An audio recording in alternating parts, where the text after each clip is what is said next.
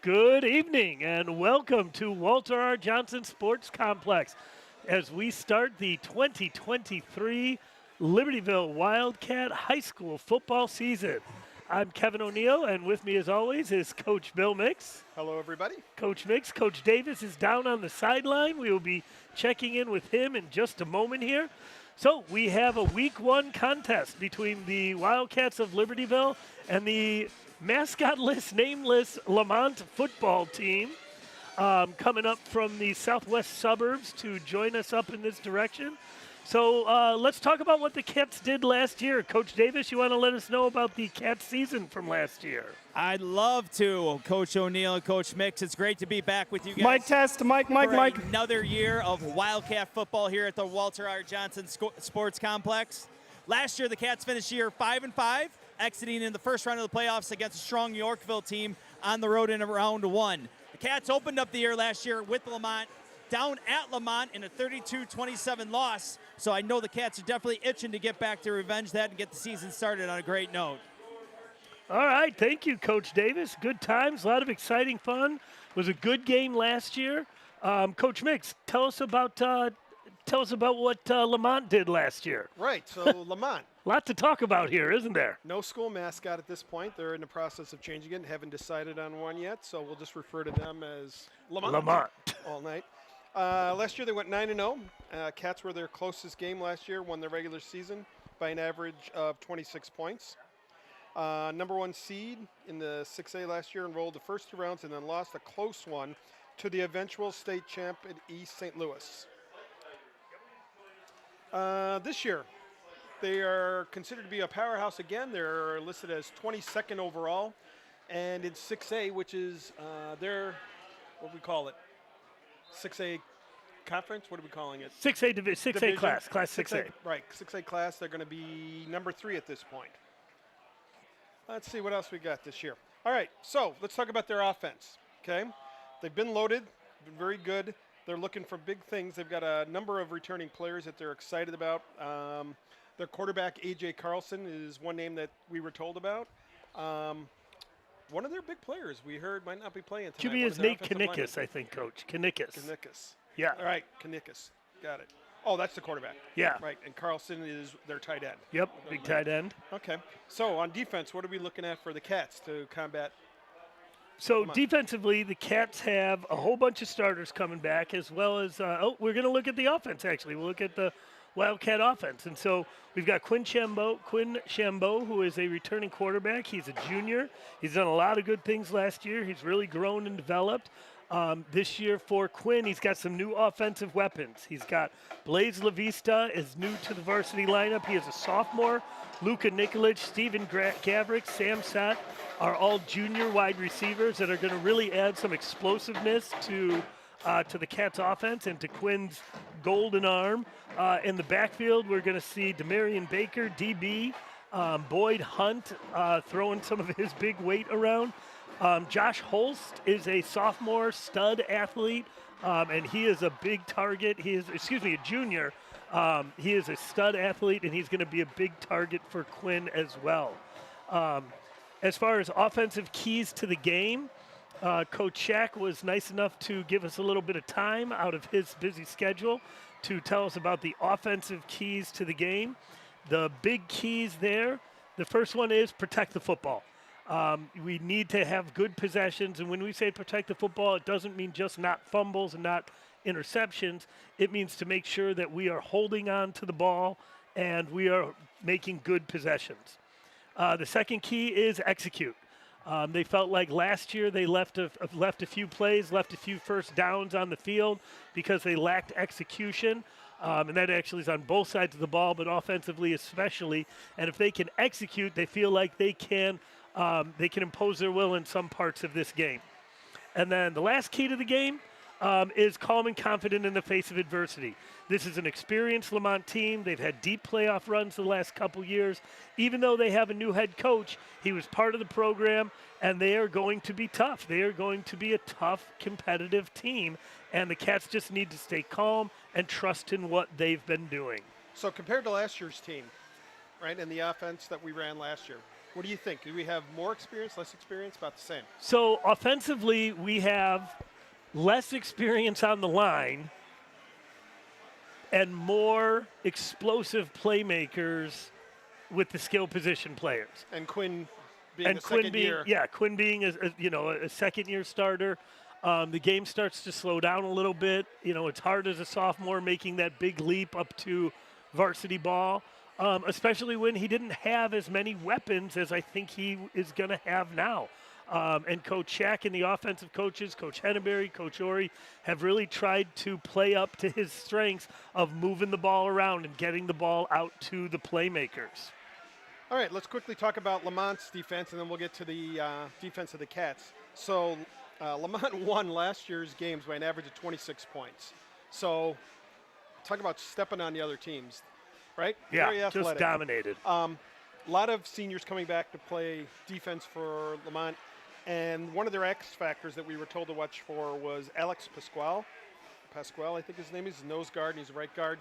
So we'll keep an eye out for him tonight. What can we expect from the Cats on defense? So the Cats on defense are playing a super athletic defensive group.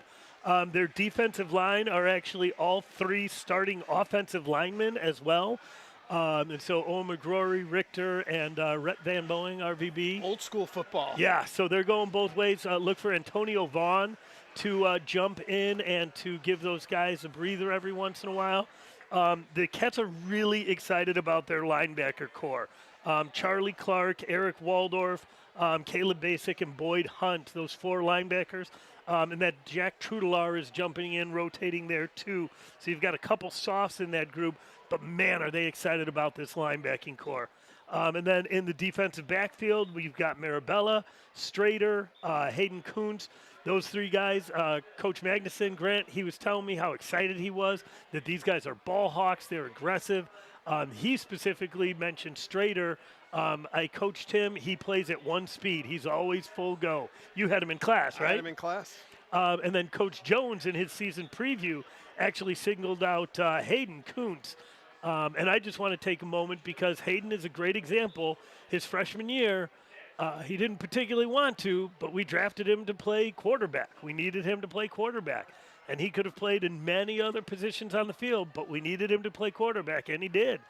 And he stepped in, and he did the job. And wouldn't you know it, that a former freshman quarterback is now starting in the defensive backfield for the Varsity Cats. I feel like we've seen this show before a couple times. If you can play, you can play, right? Yep. If you can play, you can play. So the Cats are going to play an aggressive defense. Coach Budge likes to mix it up.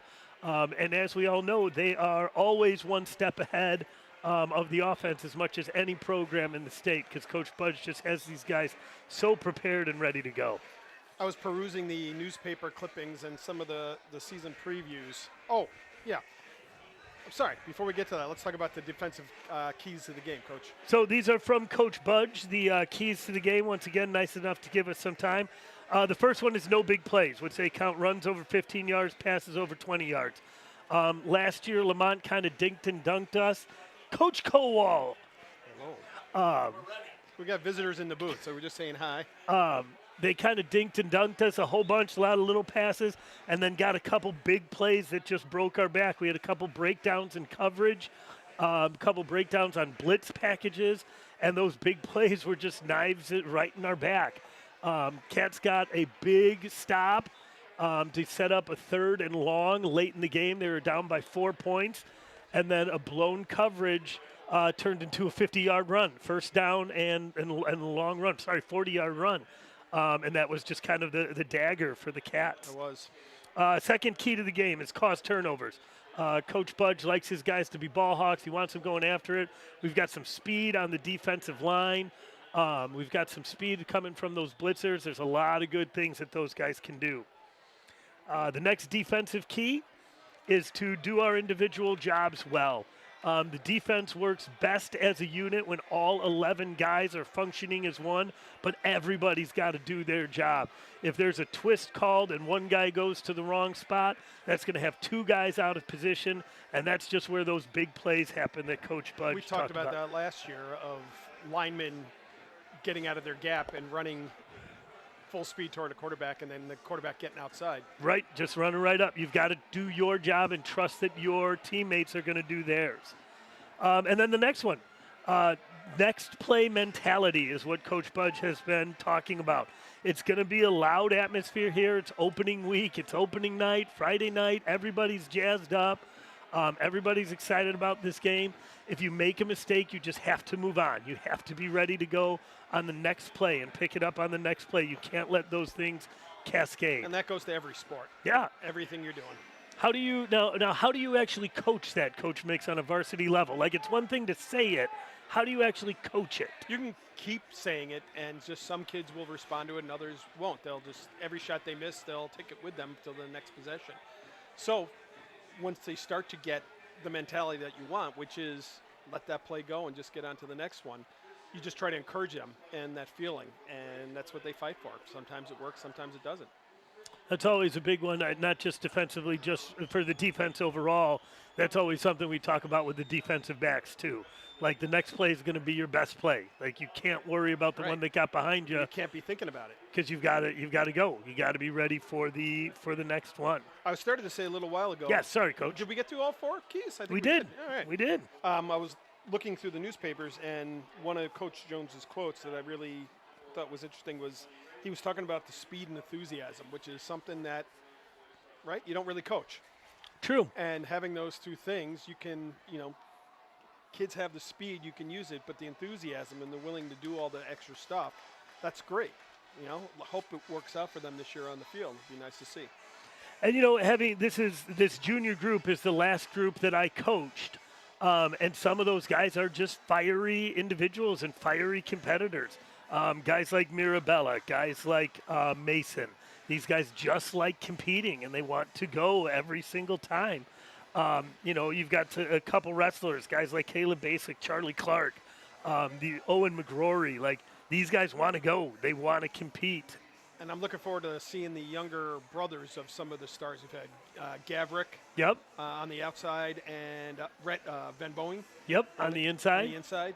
Their older brothers were both seniors last year, right? Yes, they were, and they graduated together. The captains are going out for the coin toss right now. Our captains are Boyd Hunt, who's going to play a little bit on both sides of the ball. Coach Davis, what's it like down on the field?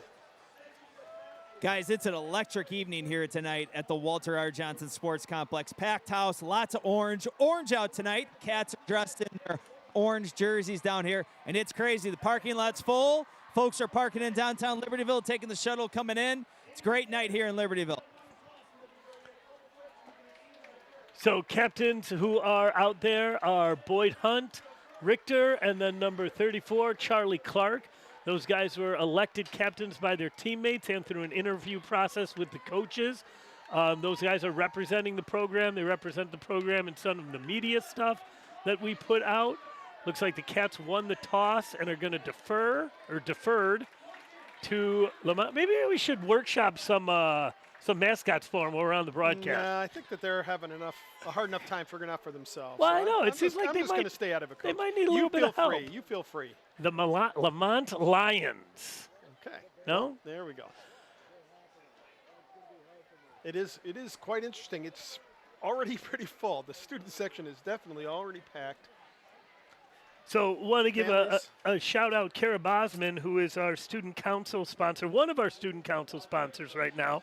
But she's kind of leading the charge because Amanda Como is out with her newborn these days.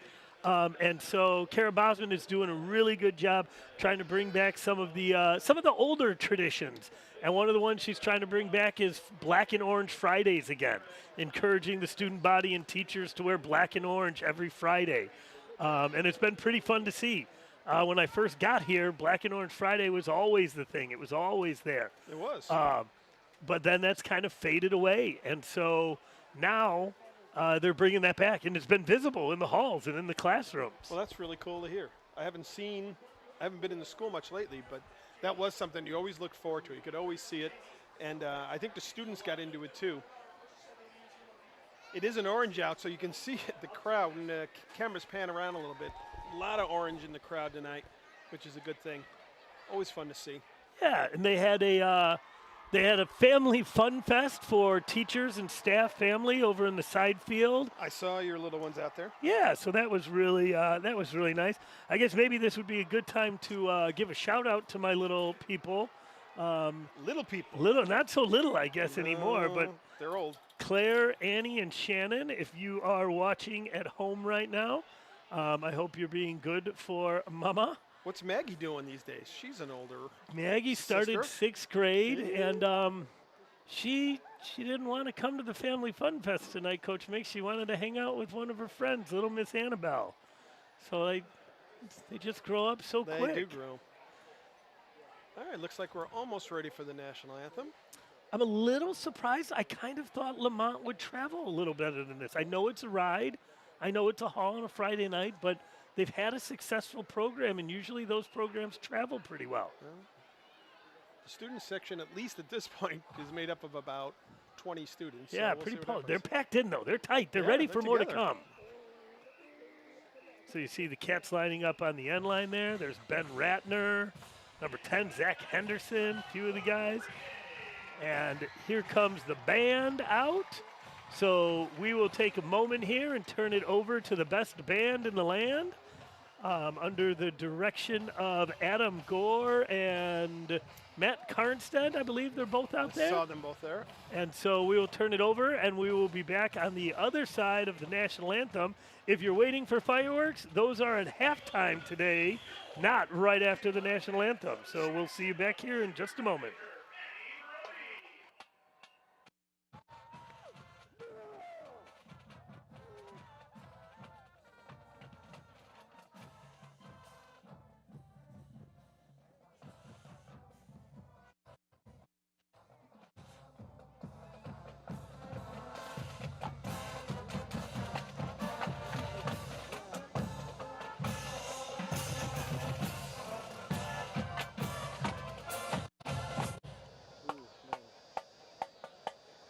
We welcome our visitors from Lemont High School.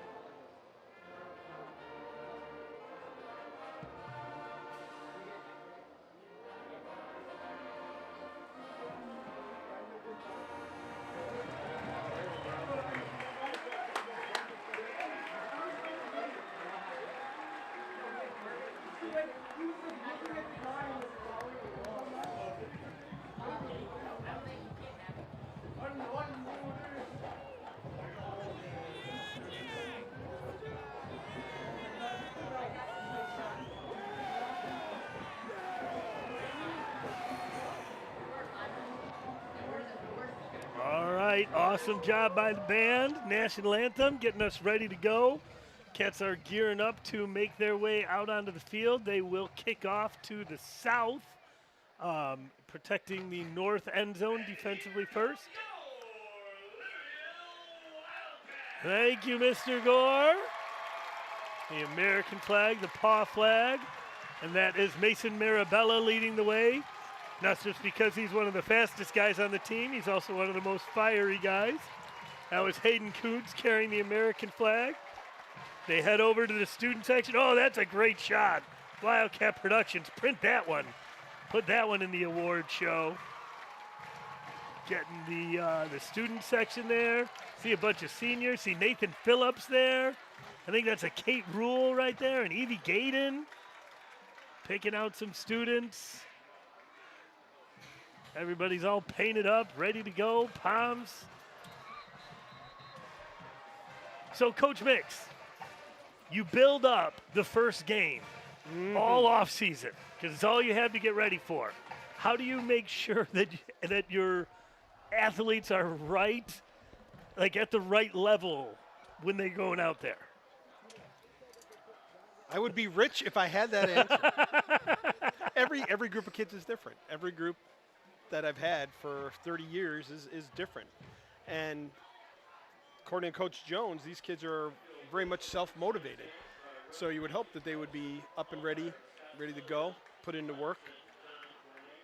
Coach Davis, you want to add something there? Yeah, I know, so for the first week, these guys have been at it for about all summer now, coming from summer camp, coming in through fall camp, and in today.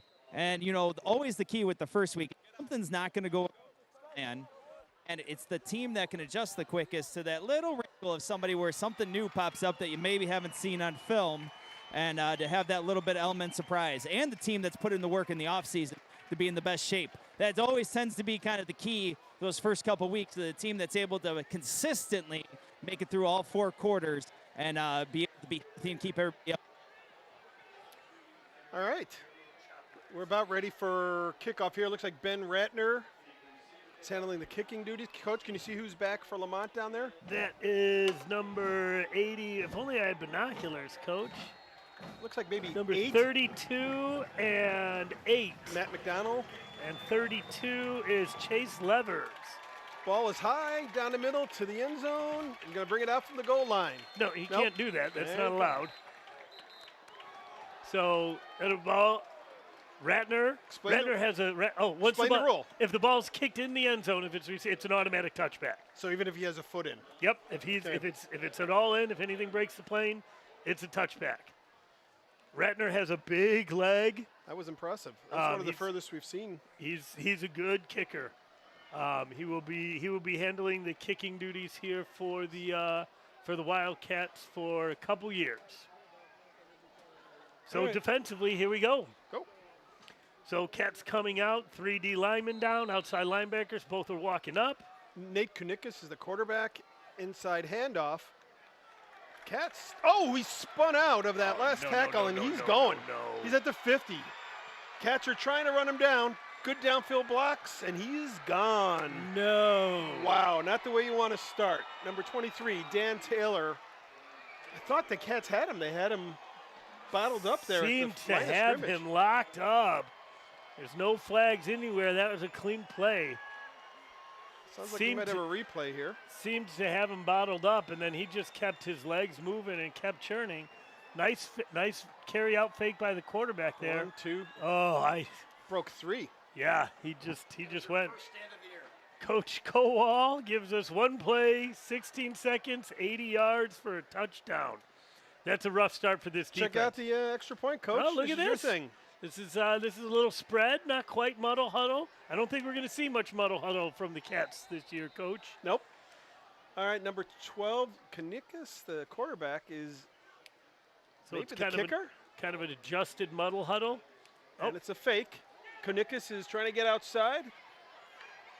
Looking to throw back. Cats are all over him. He's thrown it, and there's No the receiver way. who almost had it. Somebody was open, though. So Kanikis coach last year, he played running back. He played a little bit of quarterback, but their starter was a stud. He played defensive back. He kicked for them, and he blocked 2 punts during the year. So he's good. Kanikis is an athlete. Wow. Well, that was an athletic play. He broke a tackle and still got that pass off. Still got that ball off. Almost got 2. All right, Coach. So now what do? You're chasing 6-0 early. First play. Got to think about Coach Budge's what he said. Next play mentality. You've got to let that go. You had him bottled up. You didn't finish the execution. You didn't wrap up and bring him to the ground. Somebody got, a couple guys got a little complacent, didn't rally to the ball. Okay, so now what are we going to do next? Next play is special teams. Let's get out there. So let's see. We've got Will Carney there in the front. Looks like he's going to be in the middle. Luca DiCarlo. Ben Ratner, who just did the kicking duties, is up there. Tommy Bunick. And then number 26, Scott Johnson, are your front line. Very athletic front line for the Cats, not super big. Will Carney is the biggest one of those guys. And while he's big, he's not like a lineman type. Seth and LaVista are back, and it's going to be a short kick. Don't let it bounce. LaVista caught it. One of a bounce. Cutting it up over to the 25. Lemont rallies, takes him down about the 26-yard line. You're right, Coach. It hit the ground and got to catch that ball on the fly. So Footballs now, don't bounce true. When you give up a big play like that and you get down early, I'm assuming, like basketball, sometimes the offense wants to get it back in a hurry. And then you start doing things that you shouldn't be doing. Right. So you just got to take it one play at a time.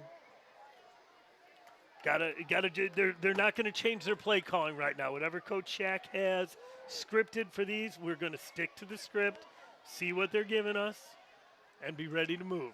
Looks like, is that LaVista? No, that's Charlie Clark in the backfield. Is that 34, Coach? Get a number here for you. Shambo, fake inside handoff. Oh, putting it over the top, right to LaVista. That's a catch.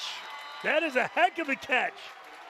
Nice first No, pass. that is the incorrect call. He had a foot down right there. Okay, we got a replay. We'll get a good look at it. That was to Blaze LaVista. I'm pretty sure he got a foot down right over the top, showing the athleticism, the What a arm nice of Shambo. ball. Oh, toe was on the line. line. That was the correct call by the official. That was still a nice ball. Very nice ball. A nice catch. LaVista went up over the top, apexed that just barely. Coach Jones is on the field talking to the referees. I don't know what is going on here. Now they're coming back to talk about it again. We enjoy this time. Yeah, I wonder what's. I think he's saying one guy called it a catch, and then somebody else called it incomplete. Coach Jones just wants to make sure that the right guy who had the best angle called it. You going to explain it to someone? He's going to explain it to Coach Jones, I think. Since it's not a penalty, I don't think the refs like to go out. So, yeah, you see the side judge. He said, look, I made the call. It was a catch.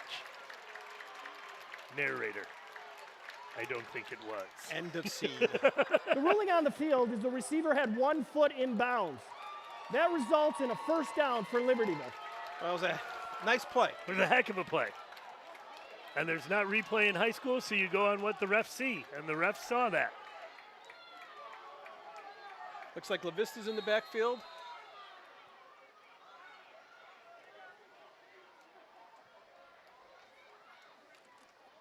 Inside handoff. LaVista bounces it out. Oh, can't quite get away. Oof. Nice tackle. Like it was number 34, Vincent Smith, I think, Coach? Yeah. Caleb Basic was lead blocking there. Oh, Nelly. Yeah. Somebody is going to be having, if he's doing that a lot tonight, somebody's going to be having recurring nightmares. So is that a Basic true? Coming at him. He's playing a true fullback, it looked like. I think he was in the offset eye there. Yeah, he was to the left. Yeah. So there he's again in the offset eye. Okay.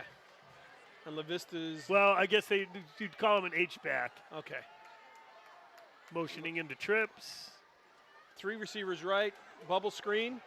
Not going anywhere. Lost another 3 yards. Quick pass outside to Sam Seth, but read well by the Lemont team. That's Carter Michael Ichak who made that play. That's scouting right there. They knew coming out of that formation what we were a good chance what we were going to do. And Michael Ichak just came up and made a nice play. Setting Cats up for a 3rd and long here, Coach. All right.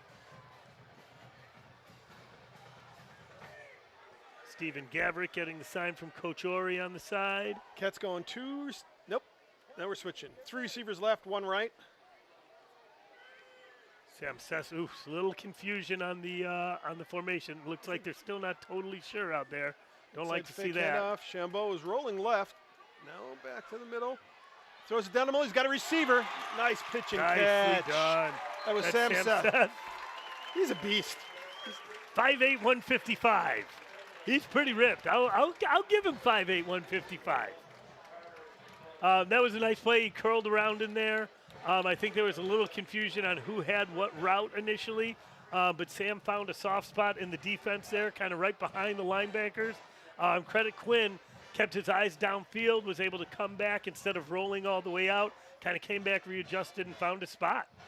All right, looks like DB's in the game. Demarion Baker coming in. Baker. Looks like he's going to be in a halfback. We got 3 receivers left, 1 to the right.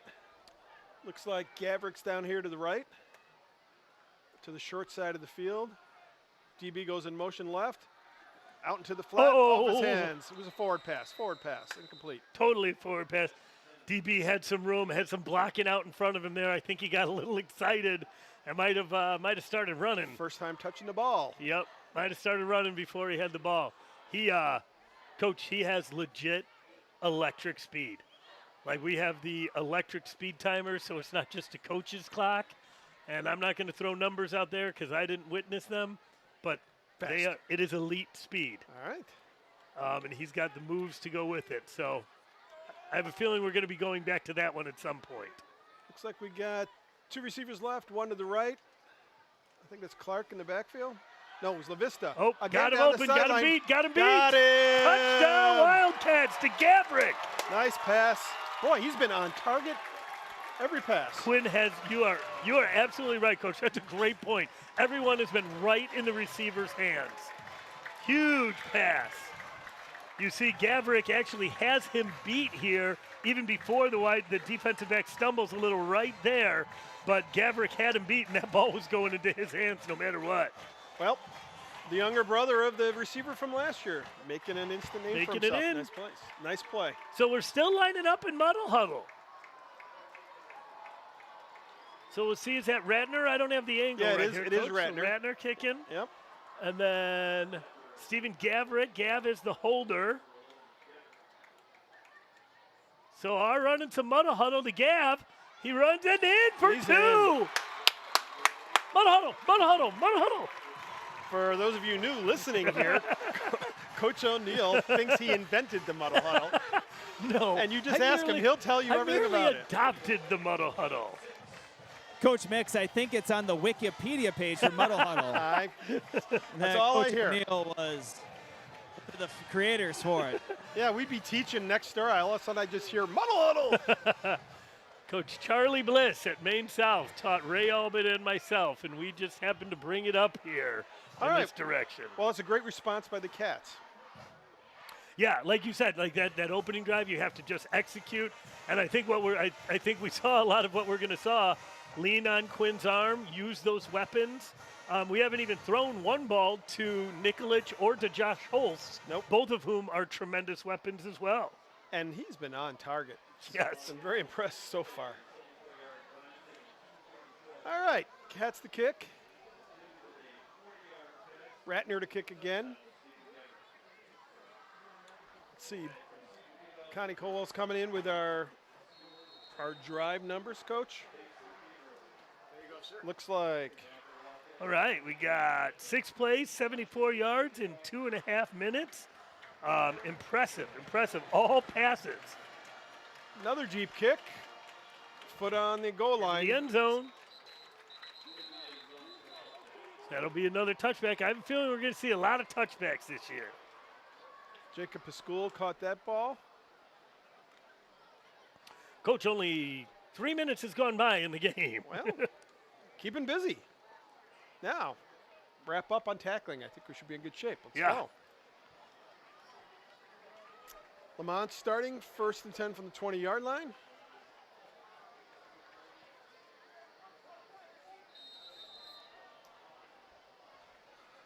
Kunikis with running back to the sidecar. Fake He's going to inside keep it hand. that He kept time. it. Of course he is. And he's off again. No.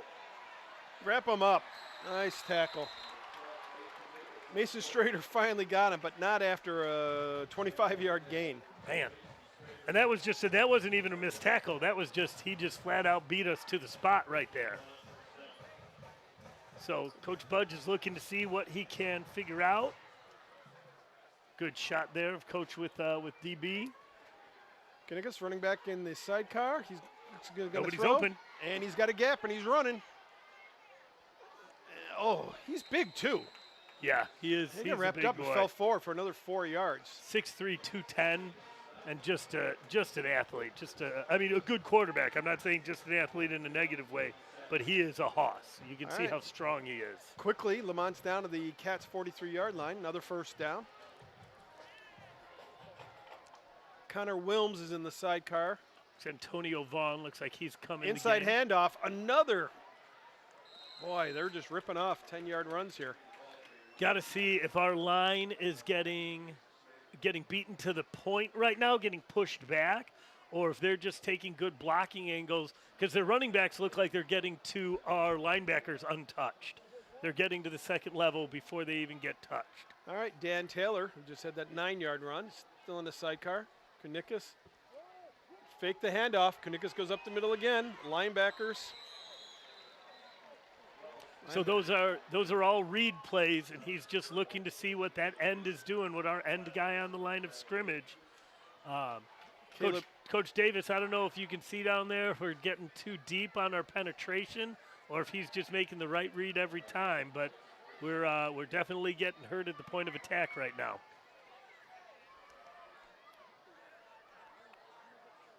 Taylor in the right sidecar. Kanikas looks right. Rolling out. We got some pressure. He gets it off and almost completes it. Wow. Wow. He's strong, He too. is strong. I don't know who was hanging on him, but just keep on running. But he was able to hold him off with an arm. Looks like it might have been Basic. Basic's a strong backer blitzing in there. All right, that's going to bring up second down and 10. Might have been Owen McGrory who gotten in. On But the Coach, why on earth would you throw the ball? I don't know. You're getting 9 at a pop. 2 receivers right, 1 left. Quick pitch to the sidecar. There we go. There we go. Look, Charlie Clark. Charlie Clark getting in there. Antonio Vaughn coming in real quick to give Richter a breather. Again, all of our defensive linemen also play offensive line, so we're giving them a little bit of a break every once in a while. Got Owen McGrory on the other side there. Motion, right to left. Kanikas looking. Oh, got it. Come on. Had him, and he's gone again. That second effort, I think he might have gotten it. Oh, There, just looks short. like a yard short, maybe, huh? but man, we had him 3 yards short, and then he made a second effort. Didn't break a tackle, but just kept his legs moving and got closer. Oh, and they're going right up to the line. They know what they're running. 4th and 1. Got to hurry. The lineman's trying to get in the game. Oh, got to call a timeout. Yep. That's the one tricky part. Timeout. Libertyville. That's their first charge timeout. Very enthusiastic call. Very loud here in the booth. That's one of the tricky parts when you're subbing guys in and out like that, especially when it's fourth and inches. I have a feeling we're going to see a Kanikas QB sneak right up the middle. Give the ball to your biggest and best athlete. That would definitely be him. Yeah. Hey, Coach, Talk to me. for all Wildcats who love breakfast, do you love breakfast? I'm a big fan. I love breakfast. And who love talking about hot button issues, join the Gray Area Club. They meet every other Thursday in room 131. Look for announcements and flyers with more specific information. All right. I agree with you here, Coach. They're spreading us out. Yeah, they changed their call from what they were originally. I still think you keep the ball in the hands of Kanikas. Taylor in the sidecar to the right. Kanikas just follows Taylor. Got a little bit of a gap. Oh! He got it. Did he? I was watching the ref on the far side. What do we got? A measurement? What do we got? What do we got? It's a lot closer than that. Yeah. First down. Yeah, it looked like he had made it past it. So it's going to be 1st and 10 from the 10.5. Is that what it is? Yeah, it looks like they can still get a first down. Yeah. Taylor in the sidecar. One receiver right, 2 left. Ooh, spread out way left. Be curious if we're just going to hit a H-back fade comes over in. that way. He is. He's throwing it down the middle. He's got a receiver. Overthrown. So that wide receiver was all the way on the outside of the numbers. The top of the between the sideline and the numbers, I think, just to kind of pull our cornerback out a little bit more. I think our pressure made him get rid of that ball quicker than he wanted Yes, to. for and he sure. couldn't quite time it up.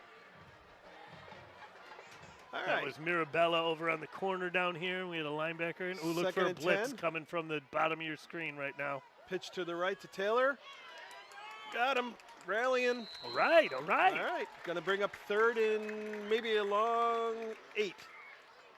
This is good. This is so the Cats have, since they got inside the 30, the Cats have slowed this offense down. Regardless of the outcome of this drive, obviously we'd like to keep them out of the end zone.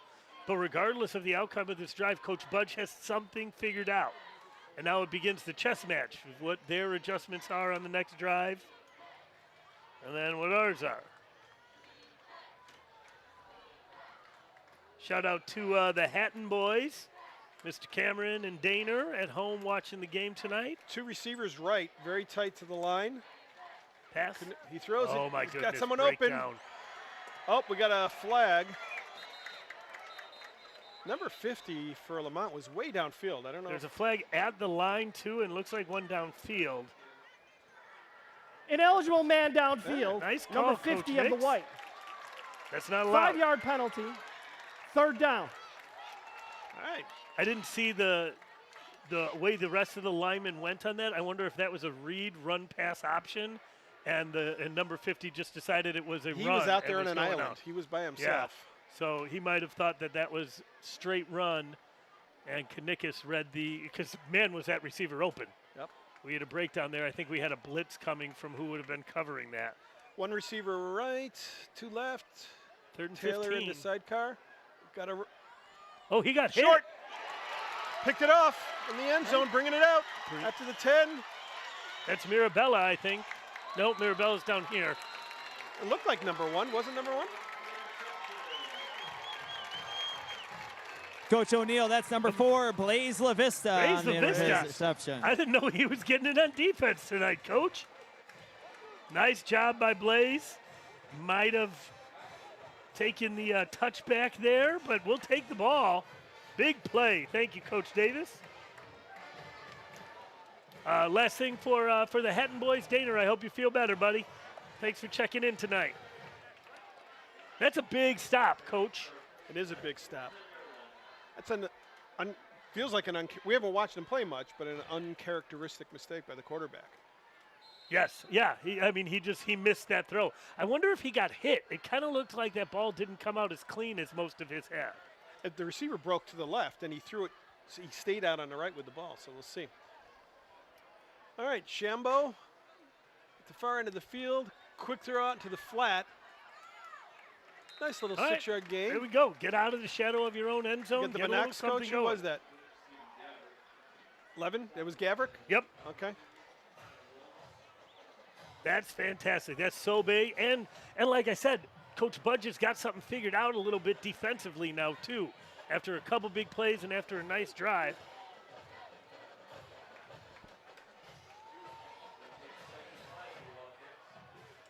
So 2nd and 5 here. I'm feeling we're going to see a read Back in the option eye. here. Fake the handoff. Uh-oh. We got problems.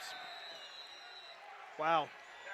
There was a nice blitz from the left-hand side of the line that we did not pick up, or Quinn did not see him coming and had nowhere to go with the ball. Tried to duck down and get back to the left. Couldn't do Yeah, it. he just The had tackle no time. caused the helmet to go off.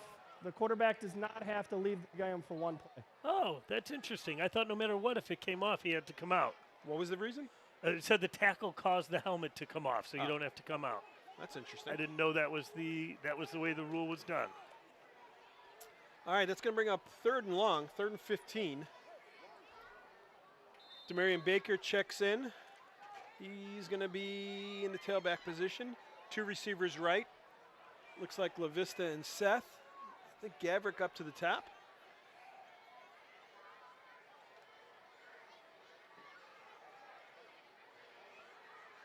That changes your play calling a little bit here. Really tight in the eye. He's in pass protection. Out into the flat. Nice little, looked like about a 10-yard gain. It's going to leave him short. Back out basically to the original line of scrimmage. +5, I think. Well, I guess I meant the original line of scrimmage before the sack. Gotcha. So we still are 3.5 left to go in this first quarter, Coach. Can you see the punter from here, Coach? Sorry. I believe it's Shambo, Coach. Oh, yeah. All right, Quinn back in punt formation. Quick kick. Nice high punt, fair Coming catch. down at the 50. Ball, ball, ball, ball. Oh, jumped on it. That was number 18, Jason Pascool. So after a turnover there, an interception in the end zone, Cats punt the ball away, give the ball back to My Lemont time at for a the 50. hydration period. My time for a hydration period. You heard it. The ref said it's time to hydrate, people. Us too? Yeah, I think so. I think so. He didn't exclude us. So that's a new thing with the IHSA now, that the referee can call and call to make sure everybody has time to get a drink. I got to say, I think that especially favors the Cats a little bit here, considering how many of our big-uns are going both ways. Coach O'Neill, actually part of the IHSA's heat policy, where the officials have the option to give teams a break across all sports, outdoors, fall, and in the spring. Ah, very good. But not indoor. I'd like to have that extra timeout, Coach, if they're giving it. I noticed that nobody gave the refs any water, did they? They probably could use a hydration. So Lemont will take the ball back over. Cats 49-yard line. Kunikis, Taylor in the Oh, side. that might have been cheating on our part. Encroachment on the defense, number 53. 5-yard penalty, first down. But I feel like if they really got to know Antonio, Coach, they'd know he didn't mean it. Is that new this year? I don't remember in past years where they've actually given the number. I feel like they started it last year. We had a conversation about it, that they were starting it last year. Okay. I don't know if it's official policy or if they just feel like since they have the microphone, they're going to do that. Inside handoff. Cats are railing. Come on. Nice tackle. Nice open field tackle. Excellent open field tackle. I think that was Tommy Bunick. That was Julius Dion for Lemont. Tommy Bunick coming downhill. Nice look there at Boyd Hunt, putting the pressure on. And then, boom, Tommy wrapping up, pulling him down. Love to see that. Still a gain of 6, though. Wow. 2 receivers right, 1 left. Kunikis throws out into the flat. He's got a receiver. First down. Oh, no. Cannot. The whole reason you give that much of a cushion is so that at the very you're willing to give up the 8 yards, but you're saying he's not going to get behind me. We can't have that. Can't give up an easy pitch and catch and then give up to the outside. So that was Jason Pascoul. Nice catch and showed some speed. I don't know if the Cats weren't expecting him to. He definitely turned on the jets really quick. All right. We've got the extra point set up. Nick is up and it's good. And is good. He does everything. He does everything. Ugh. So takes us out to a 13-8 Lemont lead with 2:20 left in the first quarter. Cam Trout, the school nurse, our wonderful school nurse, retiring this year, wanted me to let you know that LHS is hosting EKG screenings again, open to all students. An EKG is a painless and quick way to check that the electrical signals of the heart to look for any concerns or conditions. Or I believe they also can find total eclipses of the heart with the EKG. Oy. It's free, super easy, and done during the school day. The program is ending, so this is the 9th and last opportunity to get a free EKG. It's so important. The screening date is the 13th, all day during PE Health Driver's Ed and Study Halls. Look on the school website under the news section to register your student. Thank you, Cam, for that potentially life-saving info. All right, Lemont. Kickoff Kanicki. short, hits the ground. Catch the ball. Vista picks it up. He's going to bounce it out to about the 15-yard line. That short kickoff has given us some trouble.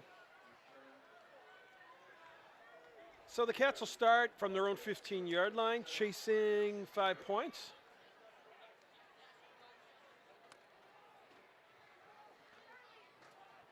So 2 minutes left in the quarter. Still a lot of time, but you're once again deep in your own territory. Got to find a way to generate some plays here. Got to find a way to generate a little bit of offense. Looks like we got DeMarion, got DB. We got trips left. Vista Trying goes that out. swing. That time it's complete. Nice Got it blocking. Out. No, they are not going to call that as a hold. Did they throw a flag? Yeah, there's a flag back right in the territory of holding. I don't know that I agree with that. I think he had just a nice block, but That was right on target again. La Vista was actually able to catch that in full stride. full stride, never had to slow down. Took it out near midfield, but all for naught, bringing it back.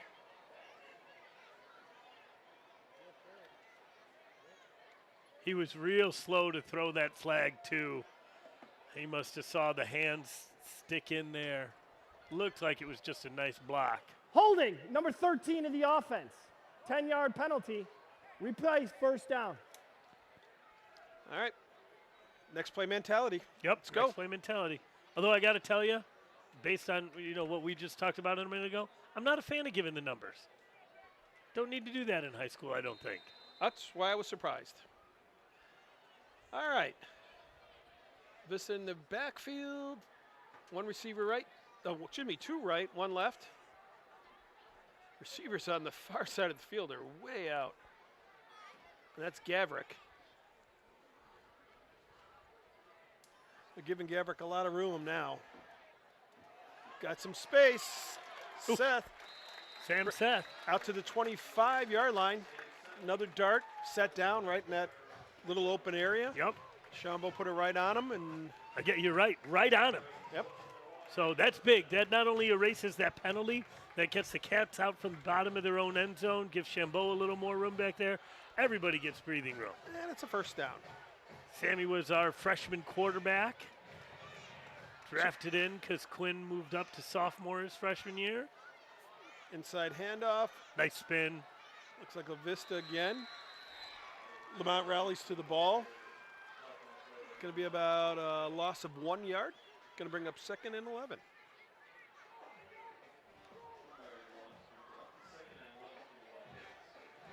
Quick. Right back at it. Two receivers right, one to the left. And they're loading up their right side of their line there. Everybody's slanting left. Down here in front of us, number 25 for Lemont is not going to get beat long again. He just keeps bailing out as soon as Shambo gets the ball. Gavrick working his way back. Shambo's calling for everyone to come back. Nobody makes it back in time. I think our receivers were going deep on that, and when Shambo ran out of time back there. I watched Gavrick go about 10 yards, and he still had another 10 yards to go before he got to the DB, and he broke it off and came back. Is that a read? Yeah, that can very much be a read. It also depends. I didn't see if Gavrick turned and looked that Shambo was in trouble. And he was calling for the ball, so. All right, Seth's going out to the left. That'll leave Gavrick here on the short side of the field on the right. 3rd and 11. Short time on the play clock here. I think we're going to have to use a timeout. Yep, we do. Timeout. Fine. Libertyville. This is a good That's place their to use second it. charge It timeout. still is only the first quarter, though. This is the longest first quarter in history. What do you got, Coach Davis? So, Coach O'Neill, well, we have a little break in the action here. On the weekend of homecoming, October 6th and October 7th, we will be inducting our 3rd annual LHS Athletics Hall of Fame class.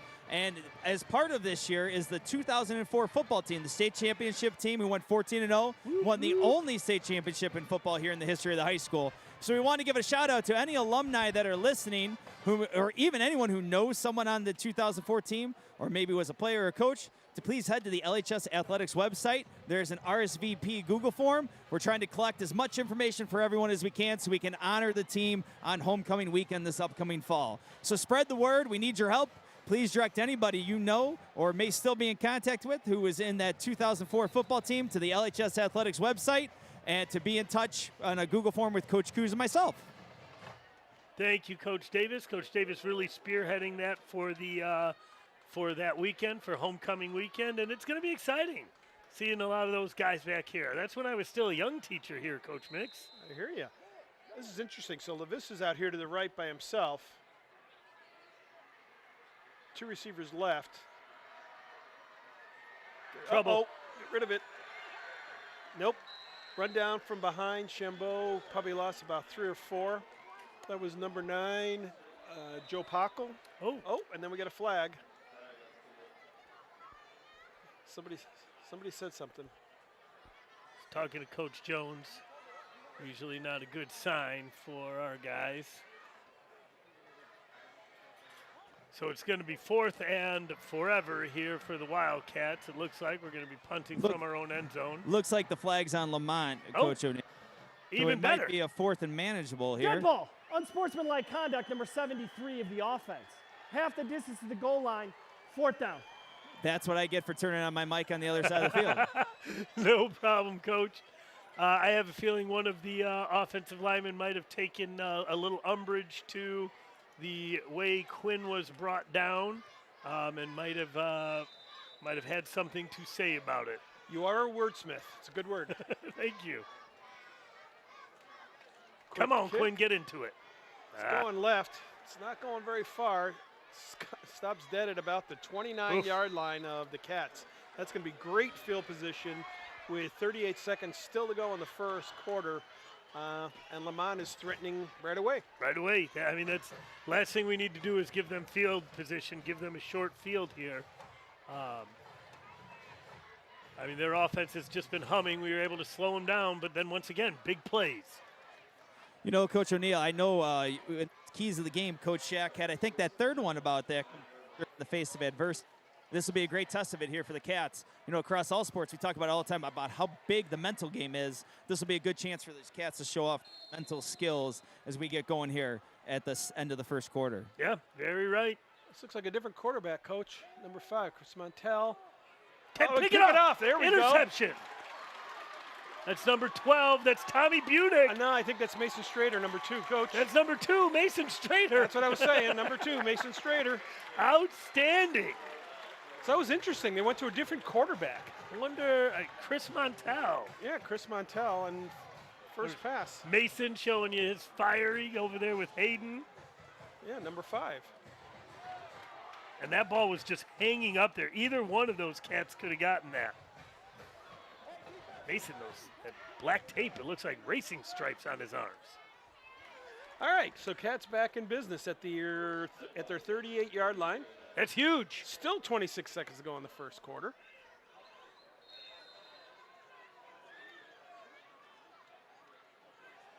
That's a keeper, straight to La Vista. He's got a block on the outside. He's got the corner. Another block. Ooh. Oh, big hit by number 24. Daniel Gibson brought it, but you know what? Blaze is not a small young man. No. And even though he's only a sophomore, He kept moving forward.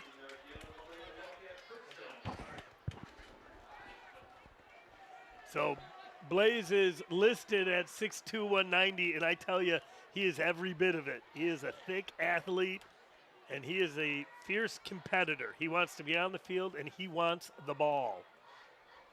Give me the ball. All right, Demarion Baker in at halfback behind Shambo. 2 receivers left. Play clock running down. Got to get this off here, fellas. Quick snap. Handoff. Baker bouncing it. Going to end up being about a loss of 1. Just need 6 inches of daylight, Coach. And I think that'll take us to the end of the quarter. That was a 50-minute quarter, Coach. Lengthy quarter. So, I think all things considered, Coach, that was about as rough of a first quarter as the Cats could have thought of. And they still only have it as a one-score game. Yeah. I So just think fortunate. a couple turnovers, couple interceptions kept the Cats in that quarter right now. But in general, that was, I mean, when they score on the first play and then have a drive that just boom, boom, boom, boom, boom, and then scoring another big play, that's about as bad, about as rough defensively as you can have. I don't want to put it like this, but I feel like Lemont a little bit hurt themselves. For sure. I think that they, and we don't know. I don't know what is going on with the quarterback situation, why they went to number 5 there on that play. I mean, Kanikas has taken a lot of hits. He's doing a lot in there for him. I mean, is that a case you practice something all week and you want to get it in at some Want to point? get it in. But a couple turnovers by them, or a couple turnovers by the Cats, really have helped keep them in this quarter. And so, I think what Coach Budge talked about, next play mentality, and then what Coach Davis just said about Coach Shack, you got to stay calm mentally. You got to collect yourself and know, hey, we can still execute here. All right, well, let's see what they can do here at the whistle. So we're ready to go. Shambo, Okay, still so a quarterback. look, Coach, there we are right now. Yeah. Hello, everyone. The game is over there. Shambo is dropping back. Oh, he's Keeper, he's got a gap. Nice cutback. Protect that ball. Nice job. Nice gain of 9. So that's something we didn't see much from Quinn last year. I think he was very focused on making sure he made his throws. I'd like to see him use his feet. He's a fast kid. He's not super fast, but he's fast enough that he can make some people miss. And you saw that nice cut right there. I have a feeling we're going to see Coach Ori make that option available to him a little bit more. DB in at halfback still. Felt like a late snap. Quick bubble screen. That's La Vista. That's a nice game. Job. The timing seemed weird, Coach. Yeah, Did it something weird seemed to a you? little off. So apparently, my little people are still awake and wanted to say hi to Coach Mix and myself. Hello. So hello, Claire, Annie, Shannon, and if Maggie is home too, thank you for tuning in and watching. And Wifey, thank you for letting me hang out with Coach Mix and all of Wildcat production tonight. I really appreciate it, Amy. And Coach Davis. Sorry, CD. Sorry, Coach O'Neill. I had a little feedback in the earpiece right there, and I think I lost hearing in my left ear, but I think we're all good now. All right. Shambo, deep down the left side. He's got a receiver. Oh! Did he? Oh, man. Nikolic almost came down with it, Almost just off his pulled that fingertips. What a nice throw. Wow, and that was in a place only he could have gotten it, too. Coach O'Neill, I heard you give the shout out to the little folks at the O'Neill home, and I got to give a shout out to young Theodore Davis, who turns 3 tomorrow. Ooh, boy. Got a big birthday party at the Davis house tomorrow, so I know they're still watching here tonight. So hi, Addison. Hi, Theo. Love you guys. See you in a little bit. That's reset the awesome. play clock 3 to 25 tomorrow. A lot of Paw Patrol at the Davis house right now. A lot of Paw Patrol decorations.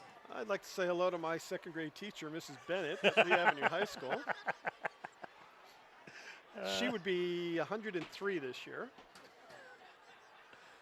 All right, back to the game. Nice DB shot still there, at half- Gav. Gavrick is spread way left, Yeah. Coach.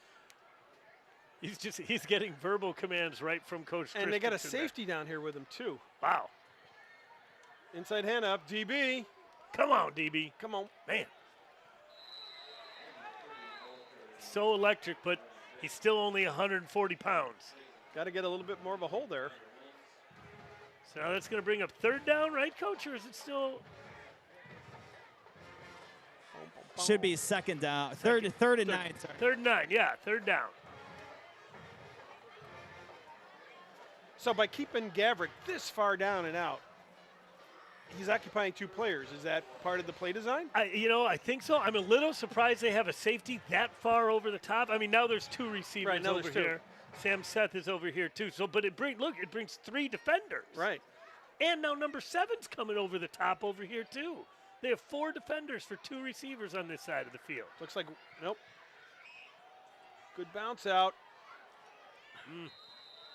See, that was the point of attack right there. Coach Davis, I don't know about you, but when they pull those 4 defenders, 2 over the top and then 2 split out, that looked like we really wanted to attack the edge there, and we couldn't just quite get there. And that's part of what, Coach O'Neill, we were talking about earlier in the broadcast about that kind of cat-mouse game, the change-ups as we get going here on week, starting to settle to what their team has shown in the game, and now you'll really get to see the adjustments from both sides. All right, there's 10. Man, this quarter's flying by. We're already 2 minutes into it. So that's 4th down, 4th and what do we call it, 6 for the Cats, and they're going. Charlie Clark in the backfield, trips right. LaVista out here all alone on the left. He's going to LaVista. He was double covered. And they got a flag in the end zone. A little uncatchable, maybe? I don't know. So, I mean, that's the old back shoulder throw there. You throw it to where the receiver has to stop and come back to it. And then, if he's not going to get it, a lot of times you do get an interference call for that. Yeah, that trailing DB ran him right Yep, over. that was for sure La Vista, and that's, I don't know how catchable it was, but it was obviously close enough. The Lemont. Pass interference on the defense, number 24. Half the distance to the goal line, 1st down. He's pleading his case right now, but that usually doesn't work out, I don't think. There's no court of appeals. All right, so 1st and goal. Looks like the ball's right at the 10-yard line. 2 receivers left. LaVista and Gavrick left. 2 receivers right. Man, that was huge, Coach. I mean, that was 4th down. It was. Looking left again. Another fade. Got him. Got him. Pitch and catch. No, do not stand there and talk to him, Blaze. LaVista. Cats respond. Cats respond indeed. O'Neill, no, we were giving you a little hard time about the muddle, but here's where the play right here. Let's see if the Cats can get the math back in their favor on this one. Right, I know you're a fan of. Oh, it looks like we're going right for the kick here. I'm surprised we don't at least line up in it to make them adjust. If they know we do it. But going to get up by 2 here. Ben Ratner. I think that one was good. He's got a leg. Yeah, he does. It just that would have been good from Vernon Hills down there at Rust-Oleum Field. He's got just such a smooth. It almost looks like he's just got a pitching wedge. His leg is just so smooth, and the ball just pops off it. All right, so the Cats jump out to a 15-13 lead. 9:44 left in the 2nd quarter. We'll see what happens at quarterback for Lemont. I'm really interested to see if that was a one-off where they just ran that play. Yeah. Or if Kunikis is going to be back in the game. I mean, they obviously would like him back in, but we'll see what they have.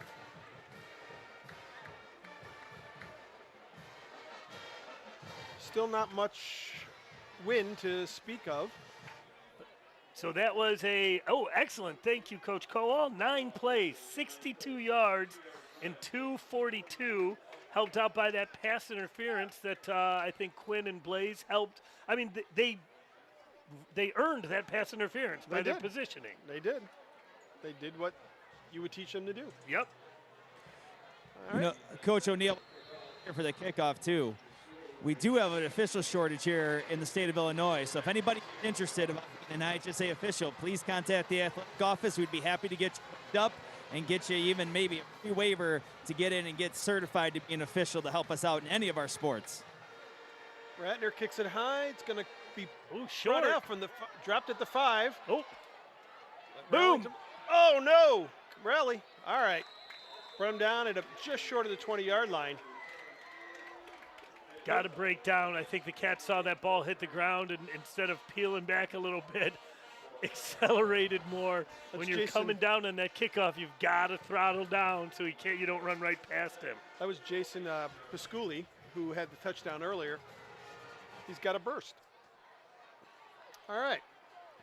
Let's see who's back in a quarterback here. Yep. All right, Kunikas is back at quarterback, so that was a one-off with Taylor in the right sidecar, 2 receivers left, 1 to the right. H-back in motion. Low snap, kept by Kunikas. Dragon Cats. Wow.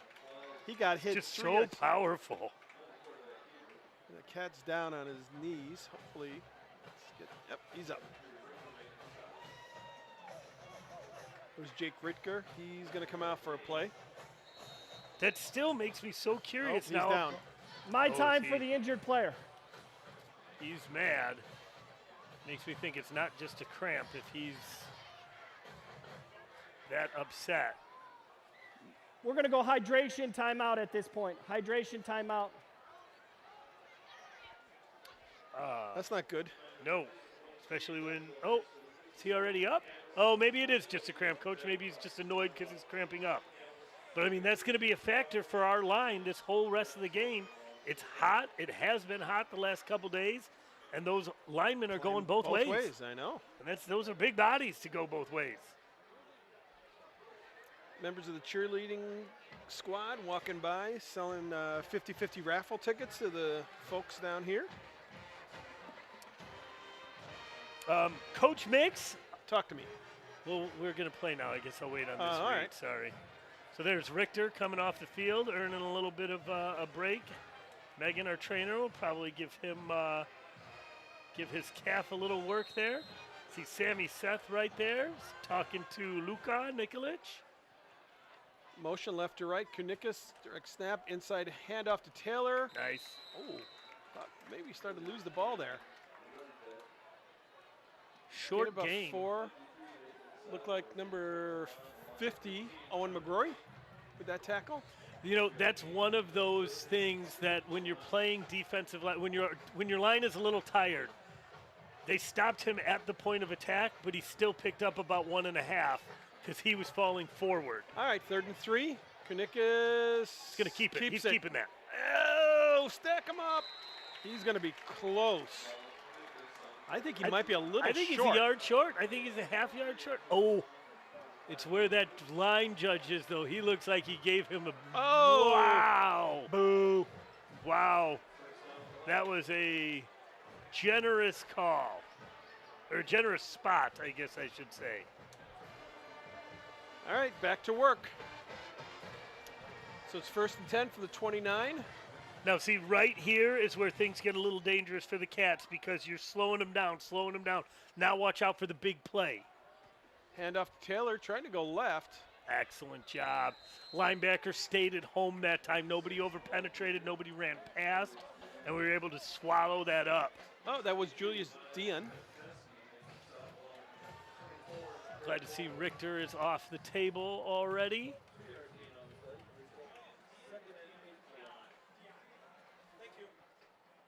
So if I'm Lemont right here, this is where I take a shot. Inside handoff again. And Dion that's why I'm up here in the booth. I'm sorry, did you call for the muddle hole? And not calling plays. What am I talking about? Even when I was on the sideline, I didn't call plays. All right, it's 3rd and 4. Oh, hustling off the field. Go, go, go. Coach O'Neill, like you were talking about earlier, both teams are starting to settle in here a little bit. You can see some of the adjustments Coach Budge and the Cats coaching staff have made, kind of slow down this Lemont attack here. Yeah, it's awesome. Oh, God, hit him. Oh, and he How caught does that it. still get to him? Wow. Oh, great pressure there. I think that was I think that was Tony. RVB. Yeah. Yeah. He was coming in. He was bringing. RVB is a large young got man. the arm. He got pushed into him. Oh, man. Somehow still floats into the hands of Jason Pisculi. Pisculi. It's a Q. Yep, use the Q. All right, 1st and 10. Oof, From unfortunate. the 41-yard line. Kunikas dumps Screen. it out to the flat. That's a block in the back. No flag. He didn't really he didn't really go into it all the way. That was Dan Oops. Taylor. Coming off the field, Luca DiCarlo coming off the field.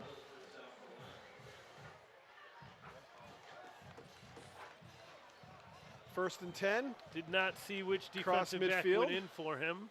Schooley fakes it, throws a bubble screen. Oh, We're all over that nice. one. Great play there by Caleb Basic, number 3 from that outside spot. Didn't fall for any of the run fake. A great job with Zach being disciplined and putting him in the spot to make that play. That's awesome. That's a big play right there.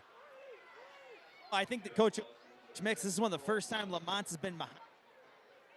Be a big spot here for the Cats. Yeah, behind the sticks. Yeah, for sure. Second and 12. Oh, that ball popped up in the air. I feel like that's the second or third time we've seen on that exchange. It's just not quite as smooth. Read option, he stuck it in and pulled it back, but it's still got a piece of But it and it's, popped it up. it was still popping a little bit. So that brings up a 3rd and 13. Now on the Lemont side of midfield. So I saw 2 defensive linemen come out and only Antonio go in. We got 11. We're good. Yeah. 3, all right. 2 receivers right. He's looking right. Looking right. He's got someone to flat. Jump it. Oh, jumped in front. That was a heck of a read right there. That was La Vista. He just came in on the previous play. Man, Jumped that route. he was a ball hawk on that one. So there you go, Coach O'Neill. There we go. We got Lemont behind the sticks. Now we got him off the field. Now this is a big spot here at the Cats with 5:21 left here in the second quarter. Halftime, Cats get the ball too to start the second. Oh, good call. They deferred. You're right. All right, looks like we got, Seth and La Vista back. Ooh, I like that combination. Now just watch for trickery here, fellas. This Nevin isn't a Bufka. terrible place. Catch it. Make Seth. one guy miss. Oh, face mask. Face mask. Oh, yeah, there we go. Good call. There we go. That'll add what, 10? Yep. Nice. Get us close to the 35-yard line, I think.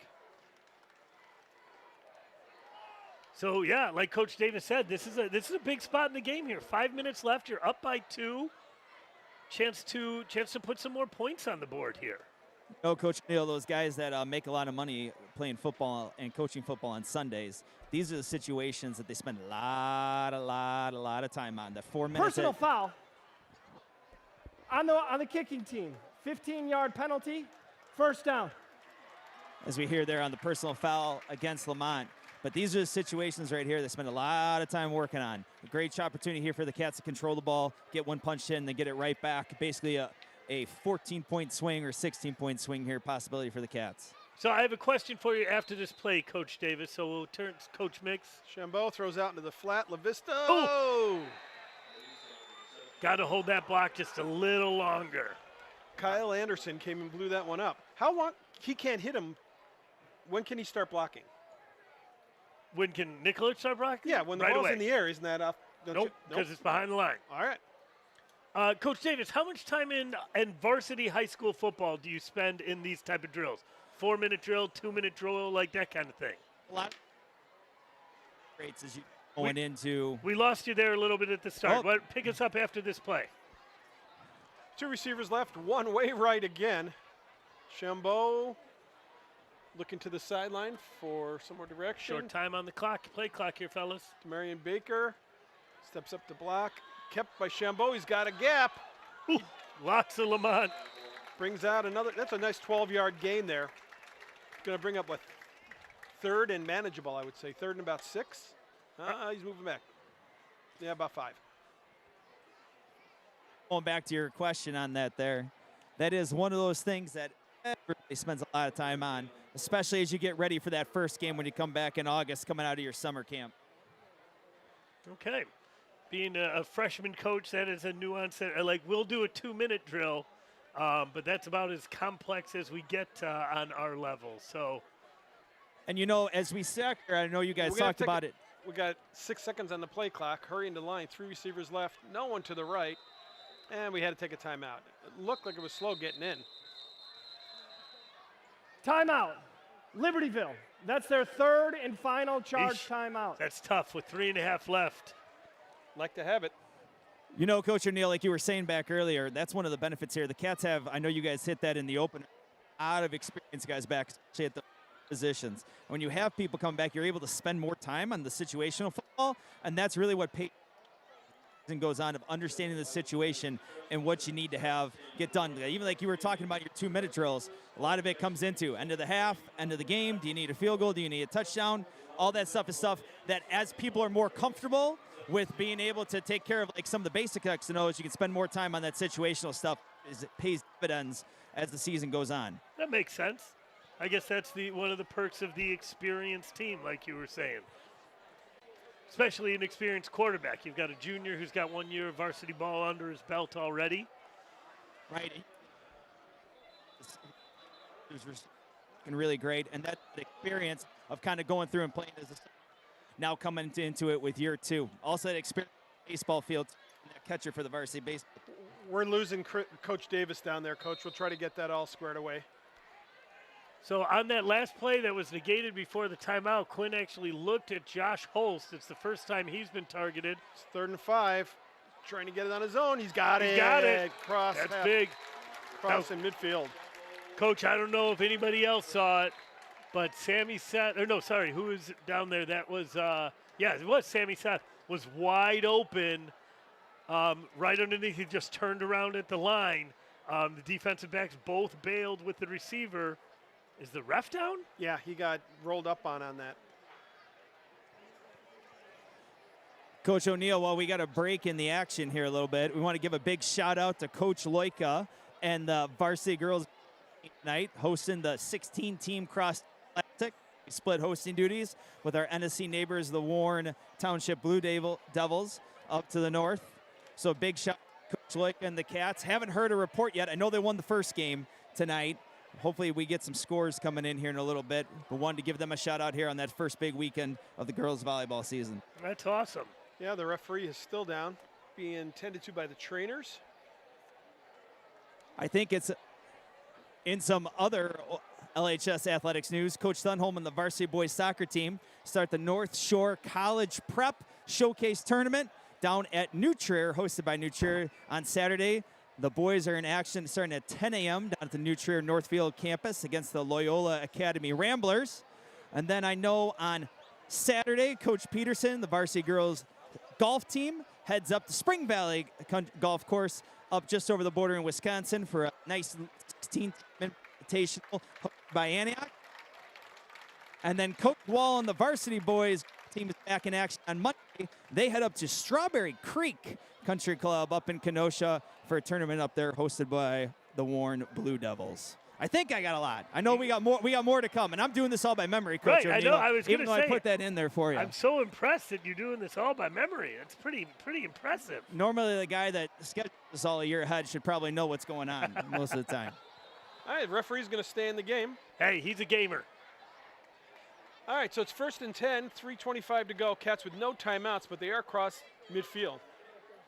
So just a reminder, even though the college rule changed this year, high school play clock still stops after a first down. All right. College, that won't happen except inside of 2 minutes. So when you start watching those games, if you're confused. Coach O'Neill, you taught me something tonight. I was like I was in your AP Euro class. Glad to help. Direct snap to La Vista, tries to bounce it out, maybe gets 2 yards. We're missing some blocks on the outside. We've had a couple opportunities. I feel like there's a phrase that we sometimes use that goes with blocks on the outside. Is that, Coach O'Neill, that is that one of those that lineman blocks get first downs, receivers blocks get touchdowns? Yep, good plays become great plays when wide receivers block. Just ask Coach Albin. Muddle huddle. Shout out to our first half director, Finley, is doing a great job down there for Wildcat Productions, keeping us in order and letting us know what's going on, getting us those replays. Inside handoff to Marion. Got Come a on, burst, got a burst. Oh, kind of had a little flat tire there. Got out close to first down. Looks like a turf monster might have got him a little bit there. Saw the little rubber pellets pop up when he made that cut. But man, you get a glimpse of his speed He there. is quick. So that brings up a 3rd and 2. You do not want to give them the ball back. Right. I mean, they've had a lot of big plays. Now, I will give Coach Budge, him and his defense have buttoned down for some of that, but you don't want to give them a bunch of time. No, I don't think the Cats are going to need it here, but I do think this might be 4-down territory. I think so too. I mean, the most you pick up is what, 15 yards on a punt, 20 yards? Back to the Vista. He's looking down the right side. Got someone in a flat and a first down. What a great. If we get a chance to look at that again, that'd be awesome. If not, I just love. So watch how Quinn drops his arm because he's just going to put that in. He's shortening his throw there because he just wants to put that in. He doesn't come all the way back around. Boom, shortens his throw, puts it to his big target, Josh Holtz, and just that was a confident throw to a big body. We got that first down. Clock started the clock down to 126. 3 receivers left. There's no timeout, so you can't be too fancy. You still got 35 to go. Quick pitch out to DB. Makes one player miss and gets out of bounds. Nice bit of running. Got a flag down on the play too. My time for the injured player. Flag looks like that's in. Number 25 for Lemont is Kyle Anderson. Hope he's okay. Early from the field is a hold against the Cats. Yeah, I mean, that's all it could be kind of in that spot there. You see the offensive coaches are clearly trying to figure a way how to get DB out in the open to take advantage of his speed, take advantage of his moves. But so far, Lemont has had an answer. And again, it's just blocking There's no on the foul edge. on the play. Oh, excellent. Picking up the flag. Like to see that. Coach O'Neill, while we have another break here in the action, next week on Wednesday, Coach Herman, Coach Fowler, Coach Bollinger, and the rest of the girls swimming and diving staff start the year off on Wednesday. The home meet against the Cougars from Vernon Hills down here at LHS against our sister school to the south. Very good.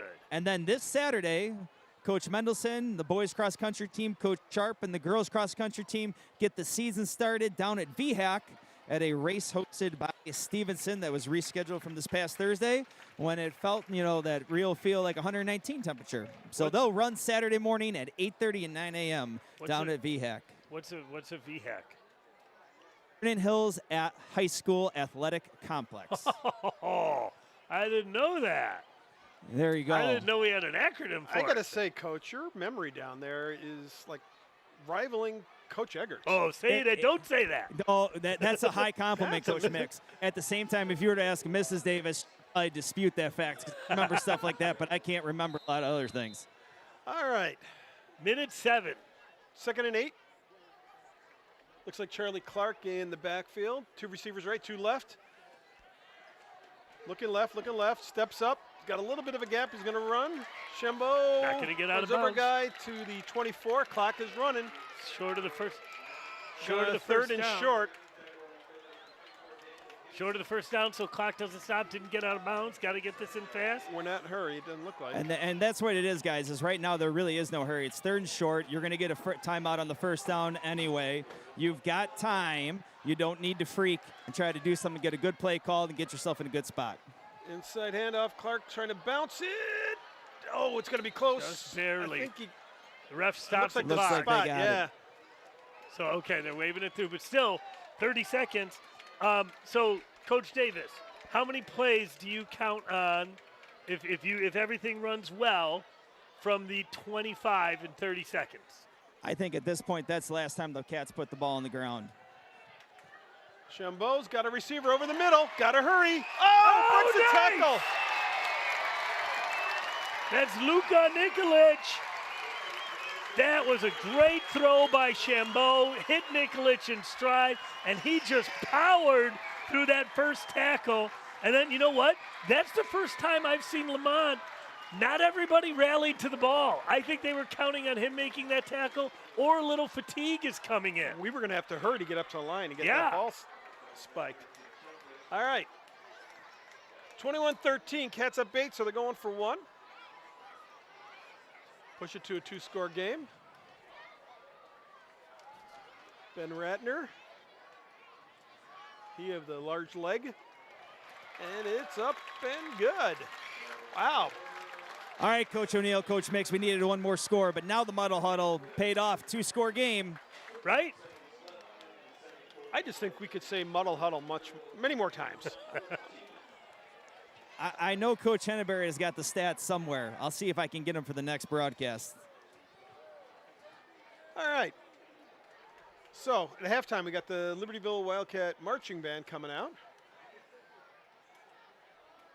So, I mean, that just a great drive. Like, what a nice job to cap that drive with a touchdown.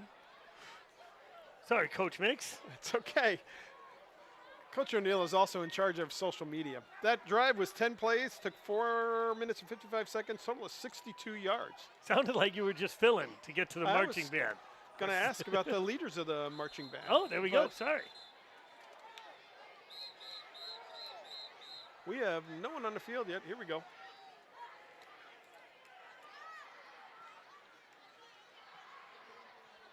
I feel like both coaches here, that's a drive that we don't capitalize on last year. That's a drive that falls a little bit short last year. But because of some toughness, because of some experience, we're able to cap that off and give ourselves a good lead going into halftime, barring anything crazy. All right, Ratner kicking from the center of the field. Oh, squib kick. Bounced high. Nice. That worked perfect. He's down. He's down. It's actually about perfect, what you want. No return right there. Took 2 seconds off. So a little under, 14.8? 14.8, so 15 seconds and a long way to go. Now, we have seen them score on big plays. I was going to say. I have found a lot of times, though, teams will play conservatively. Yeah, with a quarterback like Kunikis, yep, looks like they're taking a knee, doesn't it? Quarterback under center, we haven't seen that all game. So here we go. They are. They're just taking a knee. They're going to take it to halftime, say we're not going to take a shot. We don't want to risk a big play the other way. So they'll take it to half. Coach Davis, anything else before we bring it over to the marching band? I'm ready to see the marching Wildcats, fellas. I bet it's a great show with Coach Gore, or Mr. Gore, Mr. Karnstedt, and the whole crew. It's exciting to get going here. Okay, so we will turn it over with the Cats up 22-13 in week one. Halftime with Palms, Cheer, and your marching Wildcats.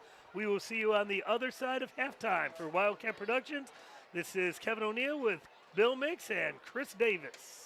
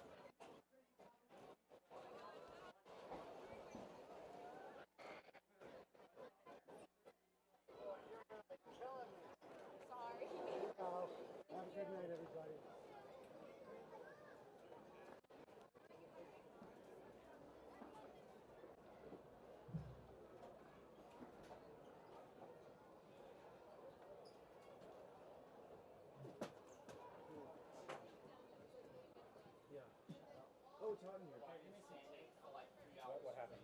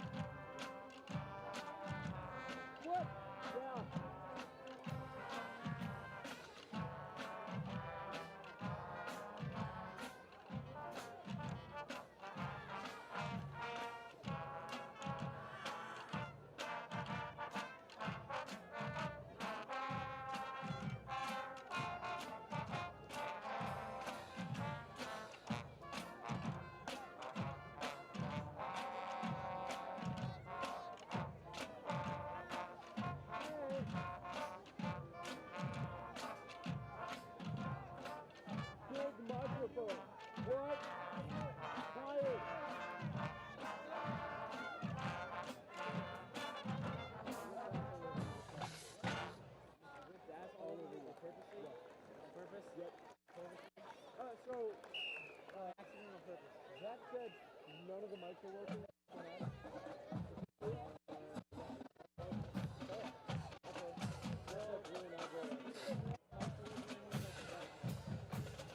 Building on famous partnership, 2019 saw a lightweight pair of musicians team up to record one of country rap's most popular crossover hits. This next song held the number one spot on the Billboard singles chart for a record 19 weeks, won 2 Grammy Awards, and achieved 15-time platinum status. Please enjoy the marching Wildcat rendition of Lil Nas X and Billy Ray Cyrus's Old Town Road.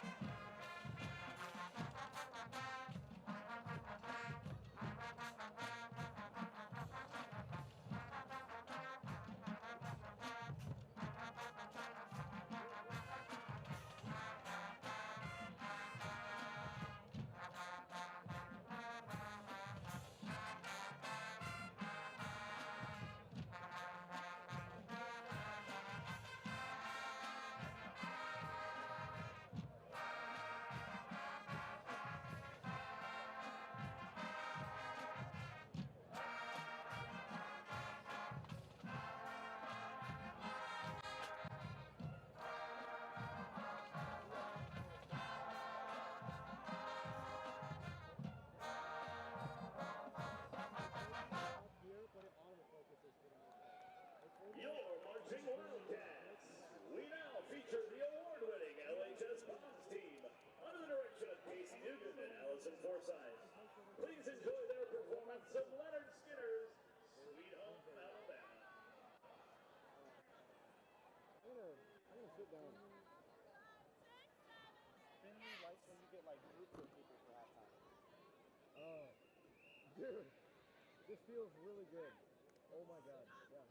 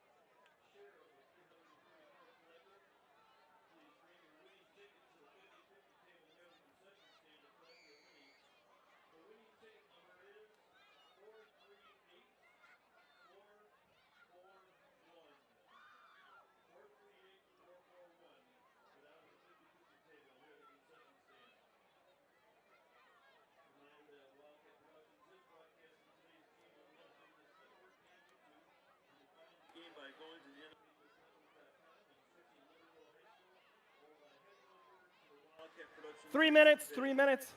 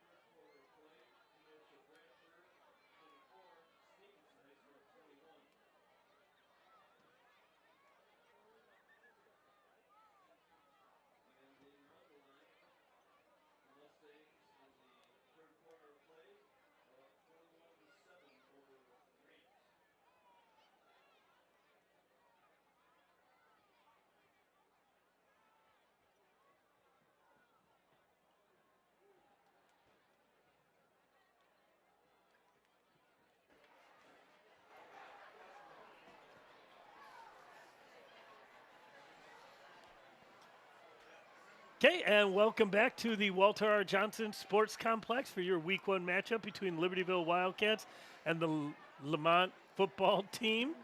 We have a good game right here, Coach Mix, 22-13 right now. Tell me what you thought about the first half. I was really impressed with the last drive. That was a case where we could not give them the ball back with much time, and we just methodically went down the field and put it in the end zone. It was good composure by a lot of people, including Quinn. Yeah, so made some good plays. So the Cats really kind of weathered the storm. I think it's kind of the story of that first half. Lemont scored on their first play from scrimmage. That was crazy. And then had a huge drive, just chopped away big yards at a time. And then the Cats and Coach Budge defense figured out a way to slow them down a little bit. But still, a very long first quarter, not a very good first quarter for the Cats. Capitalized on a couple turnovers, but then did everything with those keys of the game the coaches talked about. They had the next play mentality. They were calm and confident in the face of adversity, and they see themselves up by 2 scores now, thanks to Muddle Huddle, but up by 2 scores to start the half. And, as Coach Davis pointed out, getting the ball to start the half. Get the ball. So it'd be good, right? Methodic, use some time, get down the field, put another one in. What's really interesting to me, too, is we've been trying to get DB, Demarion Baker, involved in the offense more. He's been involved, but hasn't really been able to provide a big play spark. Josh Holst, who's a big target and a great athlete, only has 1 completion so far. But that was a big one. It was a big completion, but I guess what I'm saying is the Cats haven't even unleashed all of their weapons. Like, there's still some weapons here that haven't that Lemont hasn't had to adjust for yet. And so that begs the question, do you go out of your way to try to get them involved, or do you keep taking what the defense gives you? I think you keep taking what the defense gives you for sure, but you know that those are options that are there that haven't been used yet, haven't been facilitated yet. All right, looks like we got Seth and La Vista going back once again for the kickoff. Cats will be receiving in the south end, heading north. Coach O'Neill, Coach Mix, I know you guys probably hit this on that. Big possession here coming out for the Cats. Here's that chance for that 14-point swing. I don't know if Lemont necessarily has the in the offensive arsenal to be able to throw themselves back into this game based on what we've seen so far here in the first half. Yeah, I mean, this is big, obviously. I mean, every possession, you only get so many.